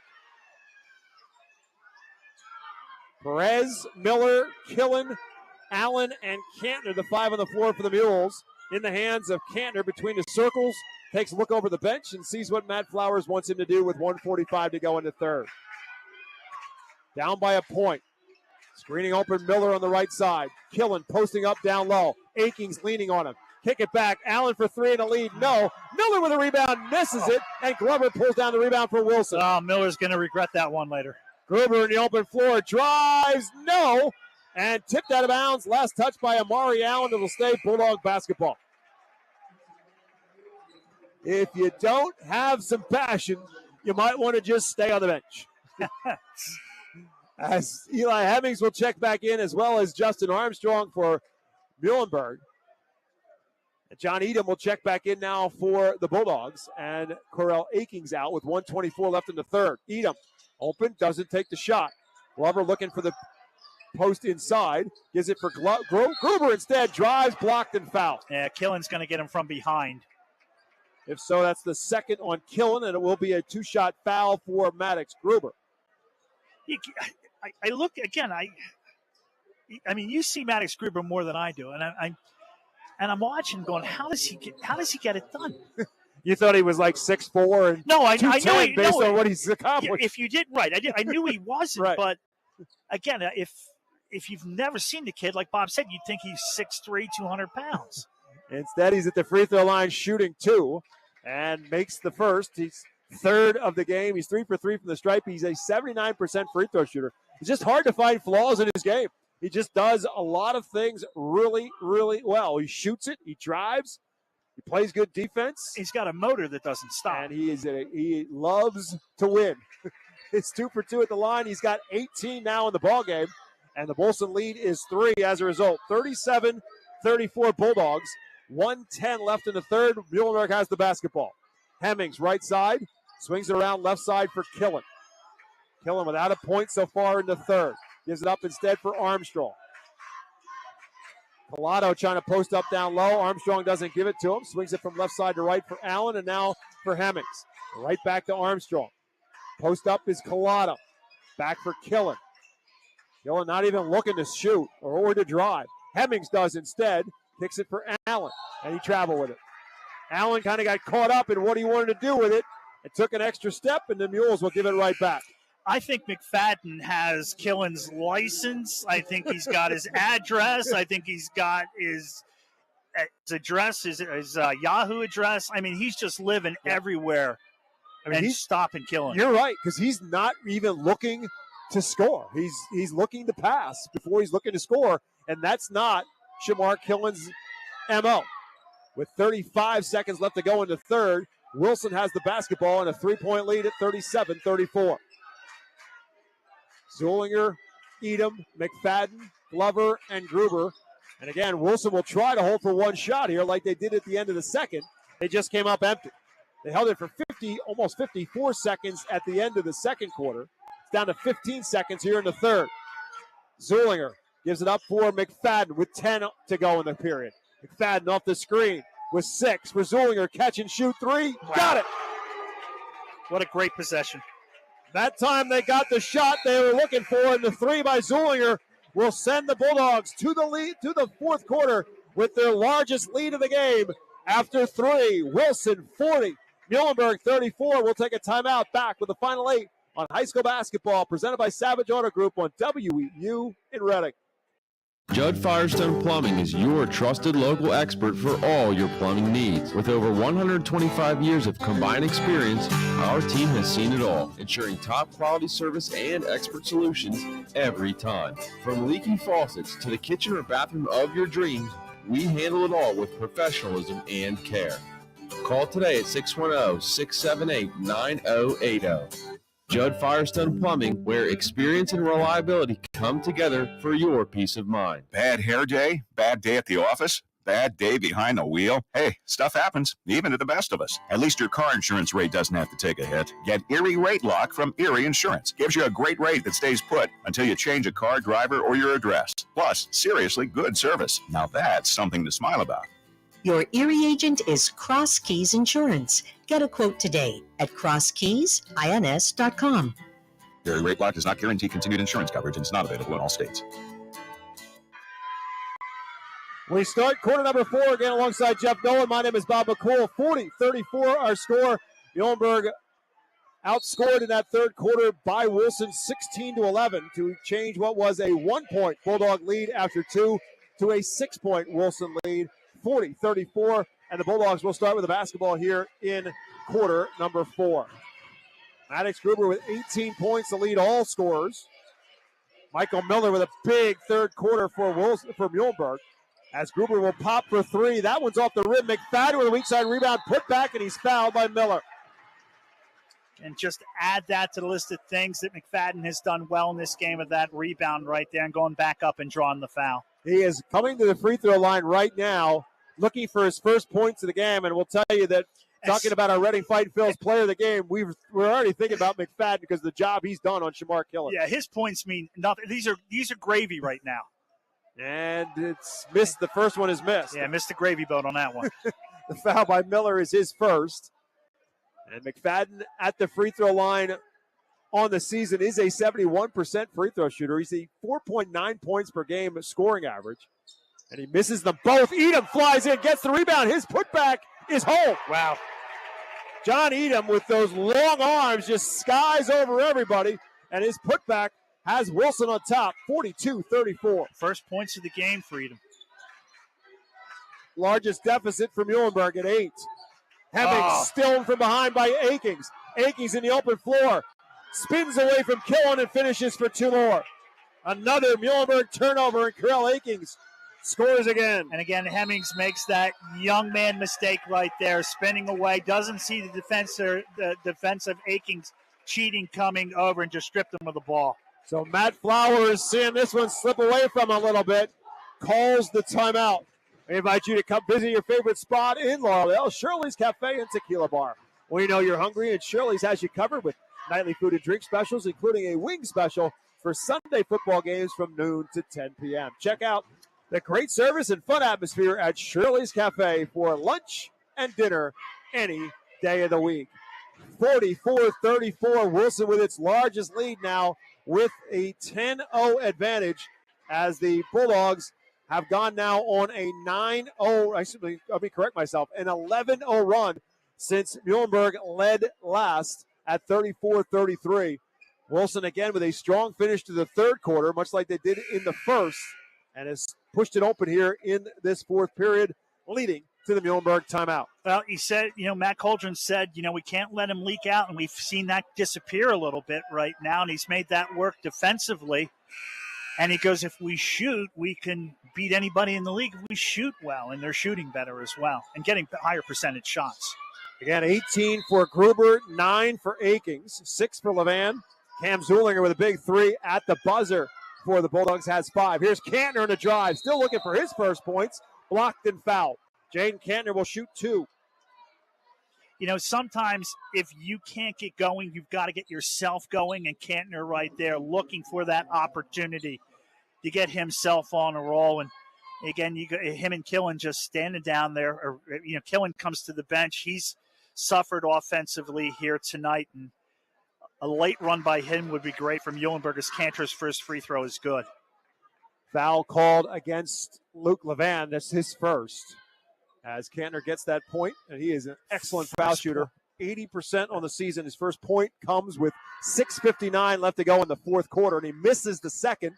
Edom and Levan to tag team for the rebound. 44-35.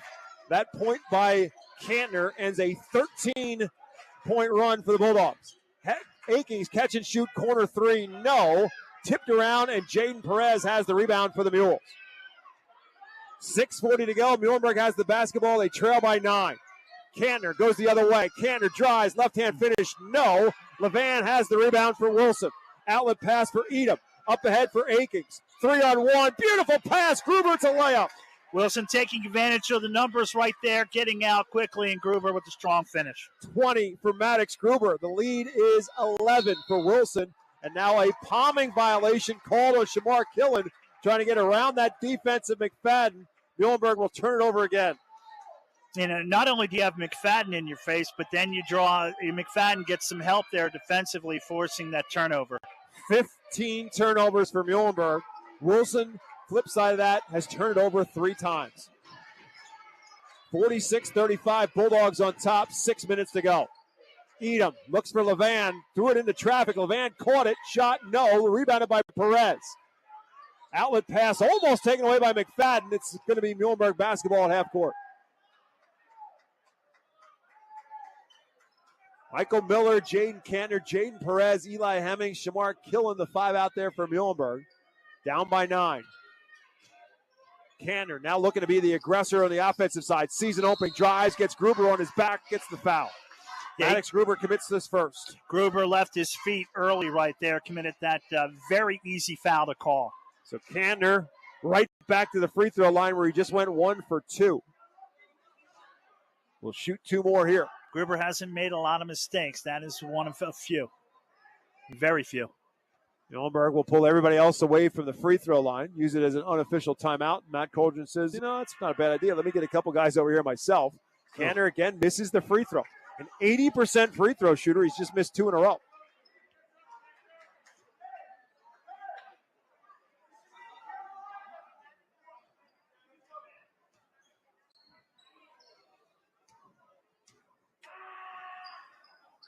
Second one is there. So 2 out of 4 at the stripe now for Kantner. And it's a 10-point game. 46-36 Bulldogs. Muhlenberg counters with some full court pressure here. Yeah, they've got to at this point. 5:40 left to play.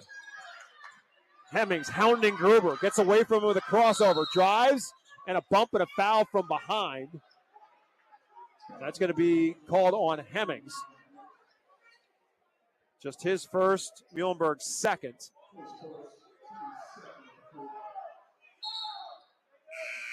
With that, Jeff Collado now will check in for Muhlenberg. Jaden Perez comes out. Exchange of juniors. Wilson inbounds underneath. This time Levan is the inbounder. Flips it for Akings. Inside, right back for Levan with the hook. No, rebounded by Kantner.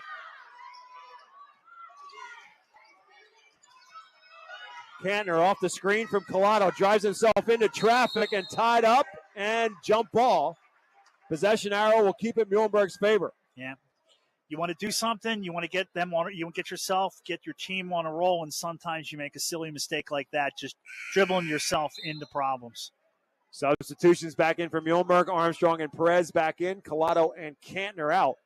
Matt Flowers looking for some kind of an offensive potion right now, down by 10. Killen on the post up. Fights his way inside, and an offensive foul. Tom McFadden takes the fall. Shamar Killen gets the foul. That'll be his third. And when it ain't going, it ain't going. And right now, it ain't going for Shamar Killen. Perez out, Collado back in. Little offensive, defensive substitutions now for the Mules. Still 5:18 left to go in this one. And again, Muhlenberg will pick up full court. Killen trying to explain to Edom on the other side, I didn't do anything wrong. Sure, he's got a sympathetic ear from John Edom. McFadden will clear out. He'll take it up the floor by himself.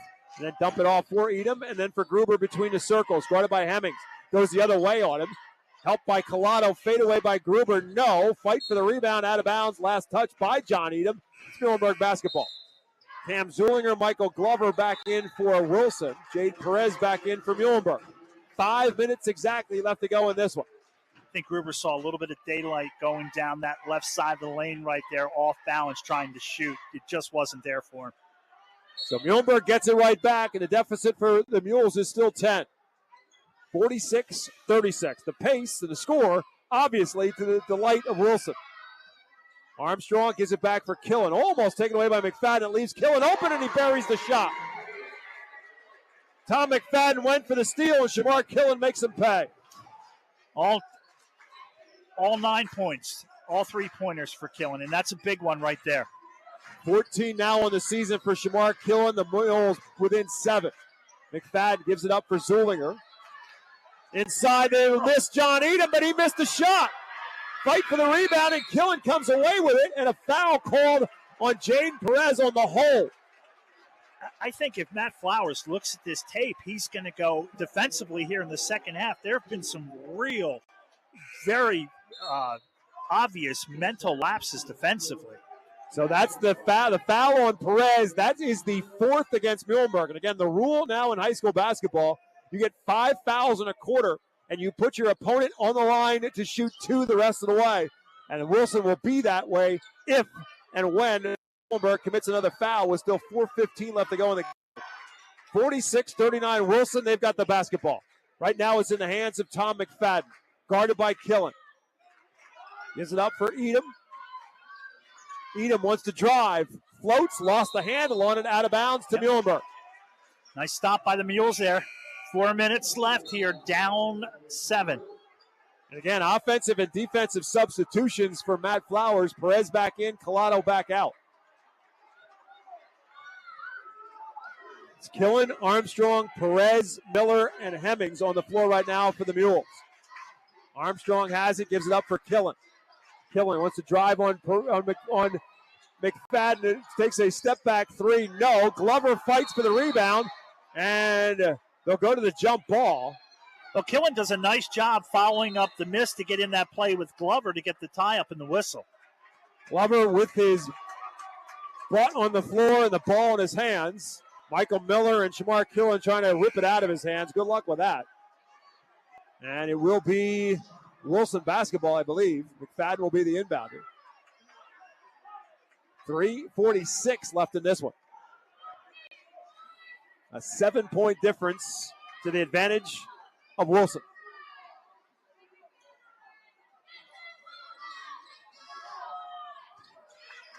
And with the full court pressure, Wilson will give it up to Gruber. Here comes the trap. He gives it up for McFadden, who takes it across half court.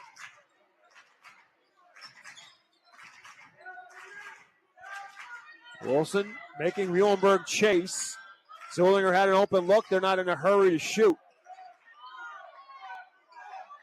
Zulinger now needs help. Gets it from Glover on the baseline. Cutter is Gruber, doesn't deliver. Swing it back from left side to right into the corner for Edom. For Gruber. Gruber penetrates, dumps it for McFadden. Sees an opening and scores for 2 more. Patience paid off right there. First field goal for Tom McFadden. It's a 48-39 Bulldog advantage. First 2 for Tom McFadden, and now a foul on the other side against Wilson. And that one's going to be on McFadden. And that should send Killen to the line. Or no, it's not. No, they're going to say it was on the floor. It's on the floor, okay. So it's 2 on McFadden in the foul category, but it's not a 2-shot foul for Killen the inbound underneath. John Edom out. Carell Akings back in for Wilson.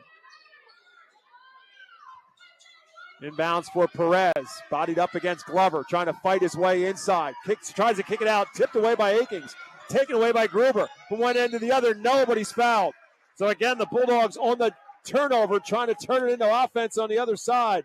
Maddox Gruber will shoot 2. Yeah, good transition there by Gruber. Does a smart thing. All he does is, look, I'm going to take it to the basket, draw the contact and the foul, and go to the free throw line. Headsy play. 4 more turnovers in this quarter now for Muhlenberg, including that takeaway by Akings. 17 on the night now for the Mules, and Maddox Gruber with 20 points on the night shoots 2 more at the free throw line.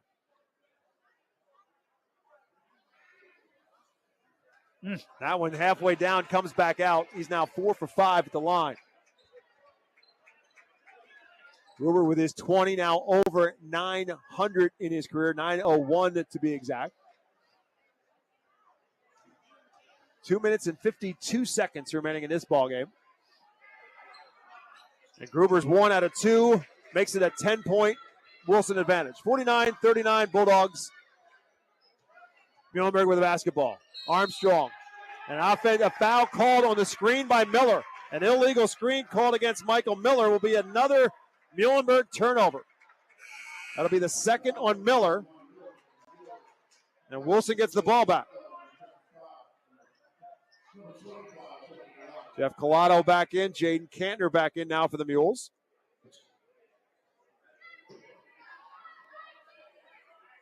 Matt Flowers wearing out the scorer's table with his substitutions at every stoppage, offensive and defensive.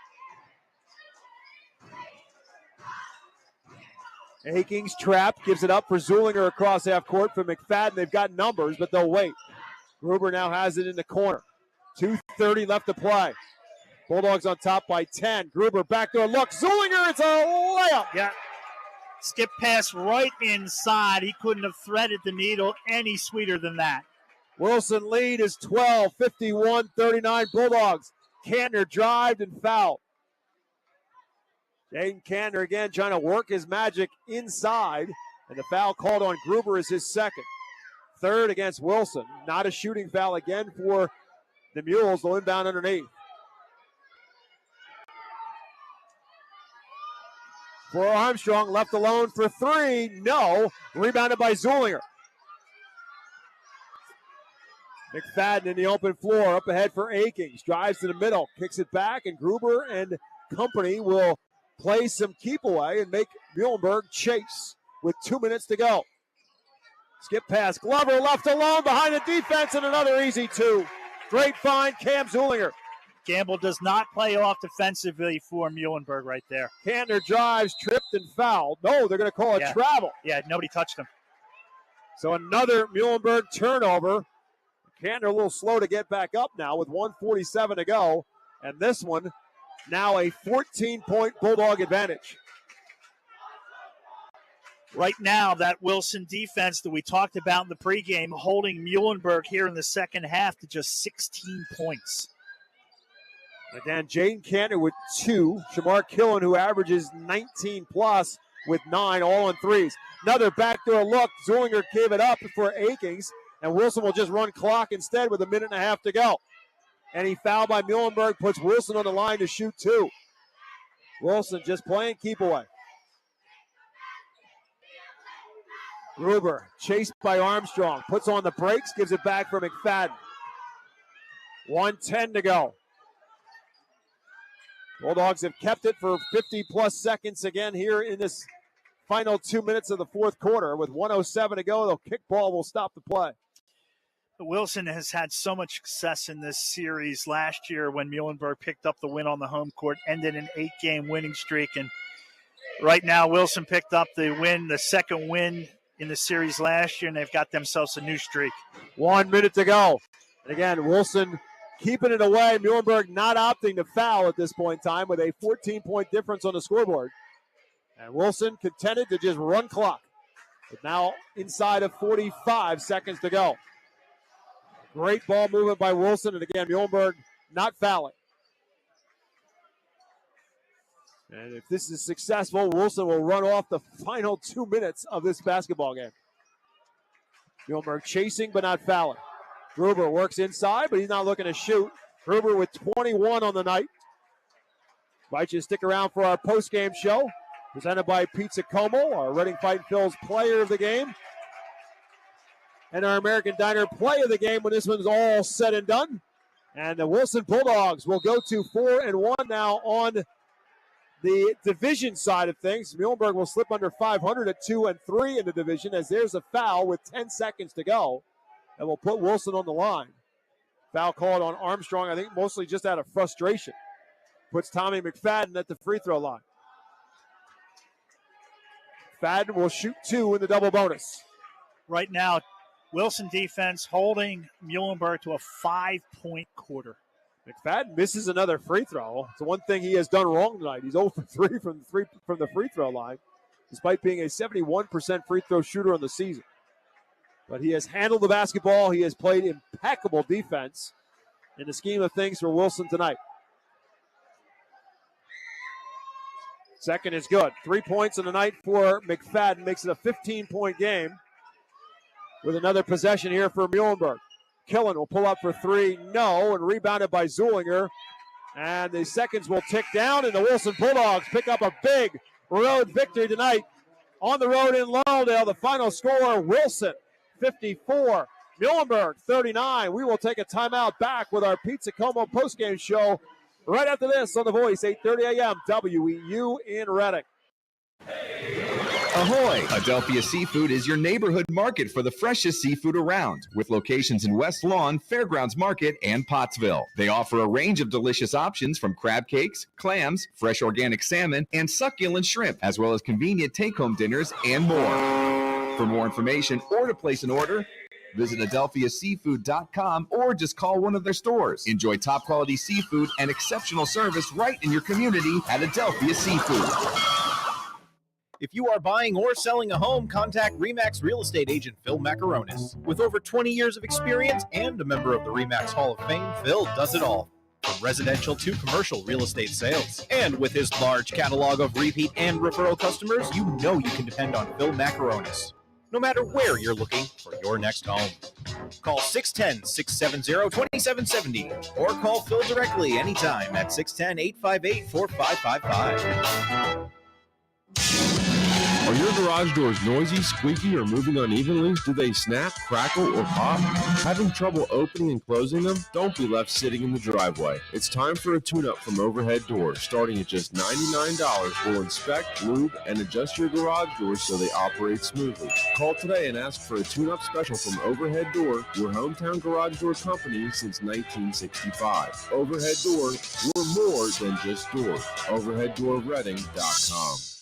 Sure Stay Plus by Best Western offers a welcome and comfortable stay for the business or leisure traveler, providing clean and cozy rooms at a reasonable price. Conveniently located at the intersection of Route 12 and North 5th Street in Reading, Sure Stay Plus provides a fresh, hot breakfast buffet, all-day coffee, free fast Wi-Fi, HD TV, fridge and microwave, and much more. Plus, business travelers have access to services such as copying and a meeting space. Call 610-371-0500 to book your stay or visit bestwestern.com. Welcome to the Pizza Como postgame show. Pizza Como is a family-owned business going strong on the 5th Street Highway for over 50 years, serving the finest Italian dishes, Berks County's best variety of Italian sandwiches, and legendary pizza. And it's right up the street from where we are. Right next door is the Yard, virtual golf experience to keep your game sharp all year round. And if you love sports cards and memorabilia, stop in to buy, sell, or trade. Pizza Como and the Yard, 4600 5th Street Highway in Temple.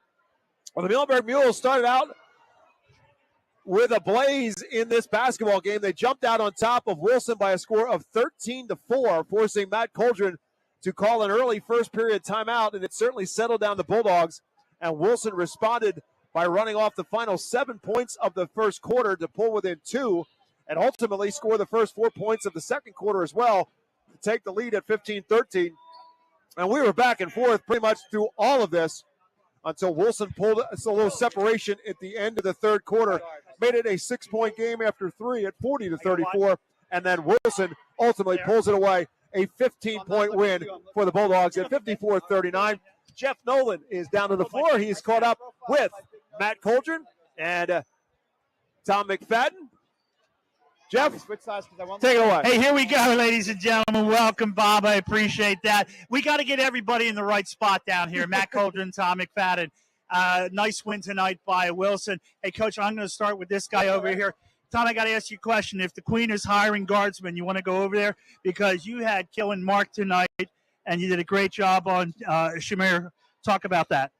I mean, that's what Coach wants me to do. You know, bust my butt on defense. You know, that's what I'm used for. You know, I just got to shut them down, and you know, it's kind of like what they believe me to do, and I got to play my role, and that's what I got to do. You know, talk about all aspects of the game defensively. Did a nice job. But how about just simple things like inbounding the ball? You guys were kind of successful a few times doing that as well under the basket. I mean, it's all just practice and reps, you know. We do it a bunch. You know, we always working on it. And, you know, we see little slips, little actions, little stuff that, we play against each other, so we see it happen in real time, so we can do it in games like this. All right, so you guys get out to a slow start. Coach calls timeout. I'm going to ask him what he said, but why don't you tell us what he really said? We've struggled, past 2 games with slow starts. Our energy's been pretty bad. So, just him getting on us, getting us to, play where we can play is, what he does all the time. That's what he says all the time in the timeouts. Tom McFadden, great effort by you tonight. Congratulations on the win. Thank you.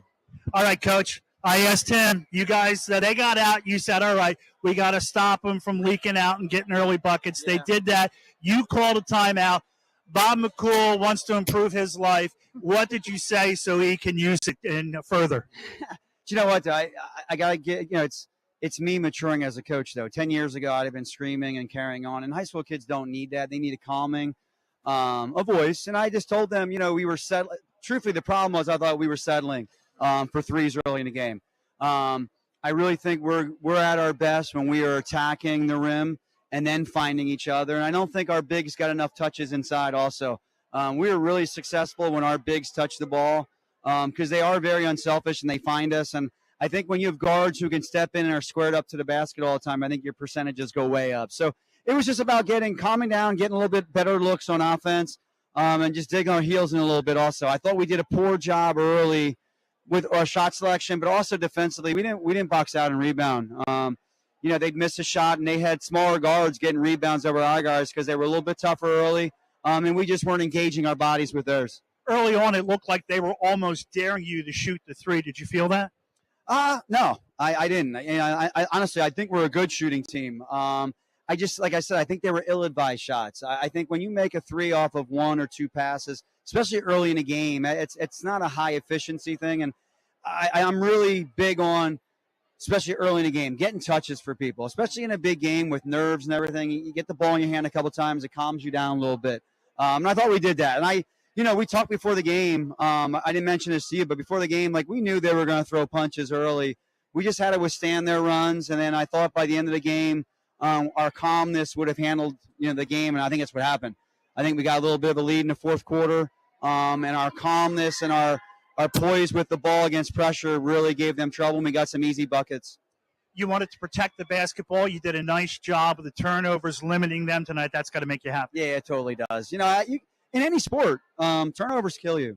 And when I talked to you before the game, for them, a team like Muhlenberg and teams like Reading, turnovers lead to easy buckets for them. And we couldn't have that. They're talented enough where we can't be giving them easy buckets. Shamar Killens and Cantor, I can't say enough about those two. Those two are tremendous basketball players in Berks County. Berks County, we were blessed to have players like that. We were concerned about them, but I thought for the most part, we did a great job on them, and I think that was part of why we won. We're not going to give too much information out, but Maddox Gruber had to hustle off the court, not exactly feeling well, but he still comes up with 21 points. You had to pull him out to check him. He got banged up early. He responds with 9 points in the second quarter, including that three. Really got you going. Yeah, listen, he's a gamer. And it's not a knock on him. When you look at him, he's a little guy. There's not much to him, but he's tough. He's skilled. He battles. He wants to win. And we're going to go as far as he takes us. He's our leader. Obviously, we have a lot of talent around him, but like I said, we need him to do a lot of things for us. Not only does he score, he makes opportunities for other players sometimes when he drives and dishes. So, he is what you want from a great player. He makes his teammates better, and he makes us better. I want you to talk a little bit about Tommy McFadden before we kick it back to Bob. Just does the dirty work and does it well. Yeah, he does. He does. Listen, I've been telling people, I grew up with Tommy's dad. And Tommy's dad, I tell people all the time, Tommy's dad is probably one of the toughest human beings I ever met. And it has nothing to do with fighting people. He's that guy we'd play stickball on blacktop, and he'd be diving headfirst just to be safe in a stickball game. So Tommy has gotten his toughness. If you haven't seen him play soccer, he's a heck of a soccer player. He just signed at Division I Albany. But he's a freak of an athlete. Occasionally, fans will get a glimpse of him going sky high for a rebound, like where he is way up there. He had one tonight. It's just getting him to do it all the time. He's too much of a teammate, to be honest with you, sometimes. I'd like him to be more aggressive and more assertive, but man, I put a lot of pressure on him. I have him guarding the best player every night, and that wears on you. And I forget as a coach sometimes when you're expecting your guy to play the other team's best player, it affects you offensively a little bit. You know, he just made a comment to me, man, I can't make my fouls. I said, yeah, you can, Tommy. It's up in your head.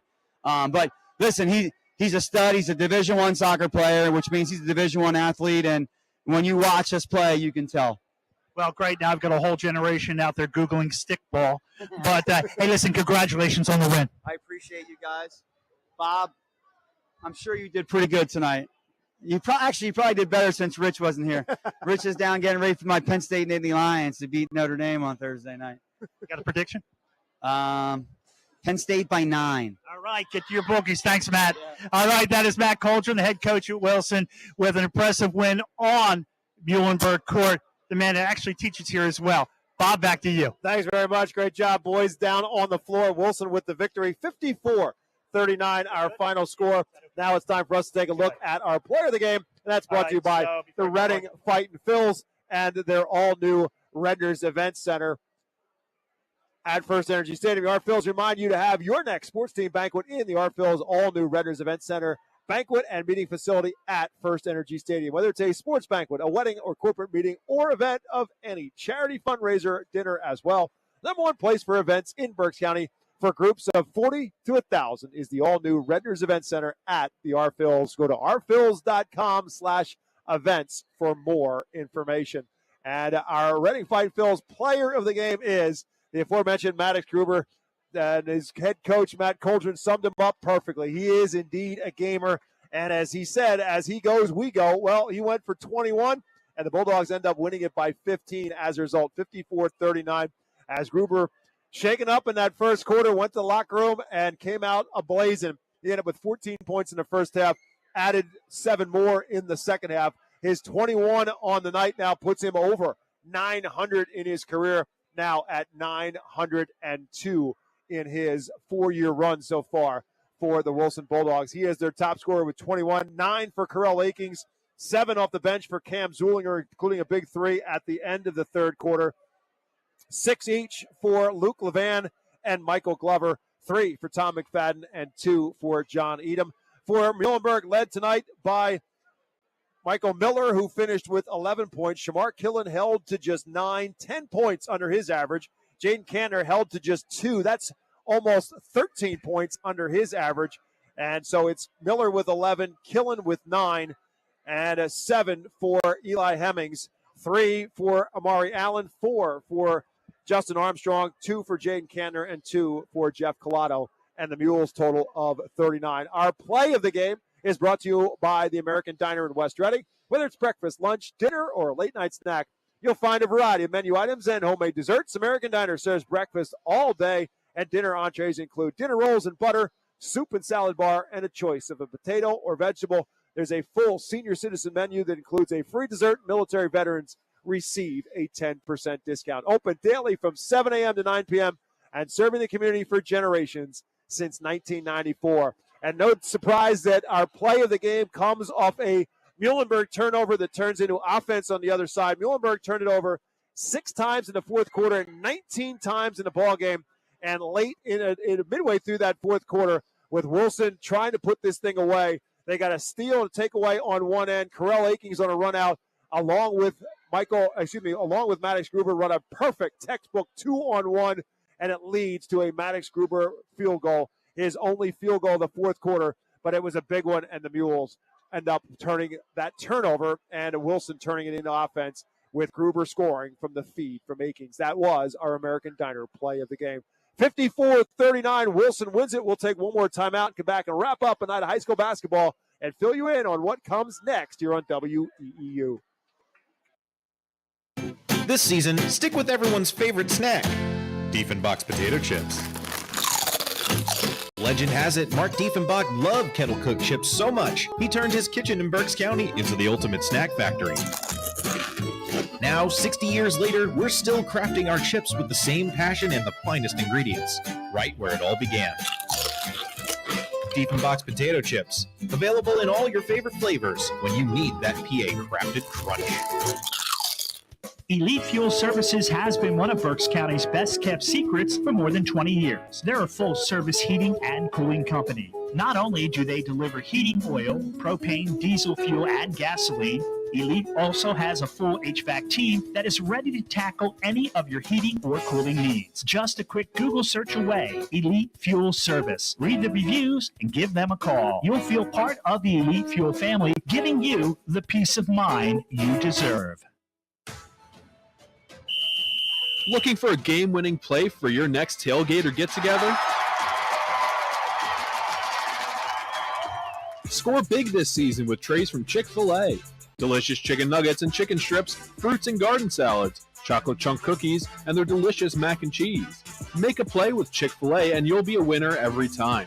Visit Chick-fil-A at Broadcasting Square, 5th Street Highway, and Exeter Commons. Chick-fil-A voted America's favorite fast food restaurant. One word comes to mind when you think of Latanzio sandwiches in Laureldale. Huge! That's right, their hoagies are filled to the brim with all your favorite deli meats. Ham, turkey, roast beef, and Italian, of course. Forget about taking a trip to Philly. They got cheesesteaks, burgers, Italian sausage, and meatball subs. If you're hungry, don't get fast food. Get real food from Latanzio, Agabish. 3226 Kutztown Road in Laureldale. Order on the phone 610-921-2324 or order online LatanzioSandwiches.com.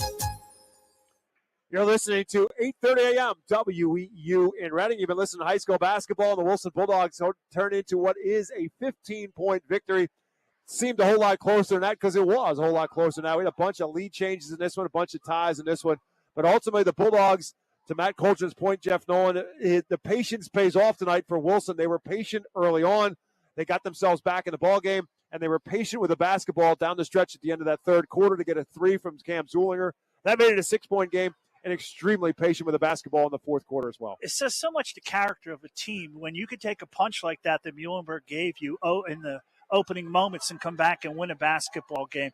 But Muhlenberg, we talked to Matt before the game, and he said we talked about the 4 losses. It's still going to win you a division here. That's number 3 for them. But they've got a lot more games on the home court. And was this, what did Wilson do to slow down Cantner and Killian? Will other teams take this tape and go, all right, this is what we got to do? I don't think so. I think they're too good.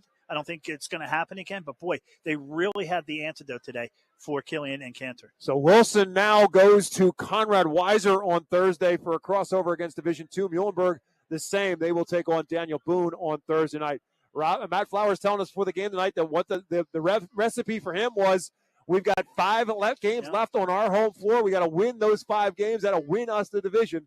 Well, they didn't take care of business tonight. So now that flips the scale a little bit, which means obviously they got to make sure they at least take 1 on the road as well. Well, the 1 on the road is going to be our final regular season game on February 5th. So we will have that for you from Wilson. That is indeed the case. Wilson goes to 10-2 and now in 4-1 in Division I. Muhlenberg falls to 8-4. And again, now under 500 in Division I at 2-3. A reminder of our coverage moving forward. Thursday afternoon, Exeter at Berks Catholic. Again, the JV game will tip off at 3:30.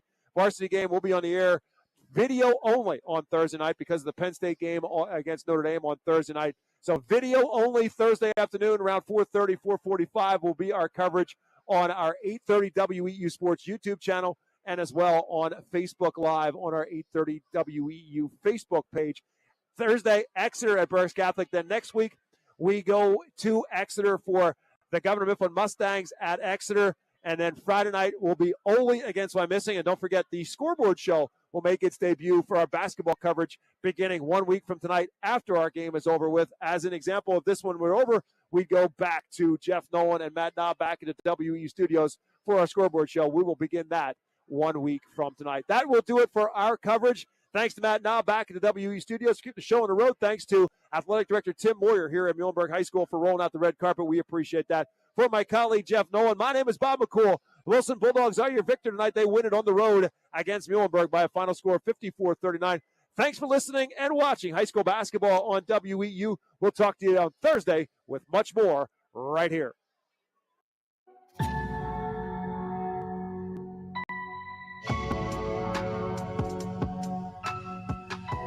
You've been listening to High School Basketball on 830 WEEU, the voice of Berks and beyond.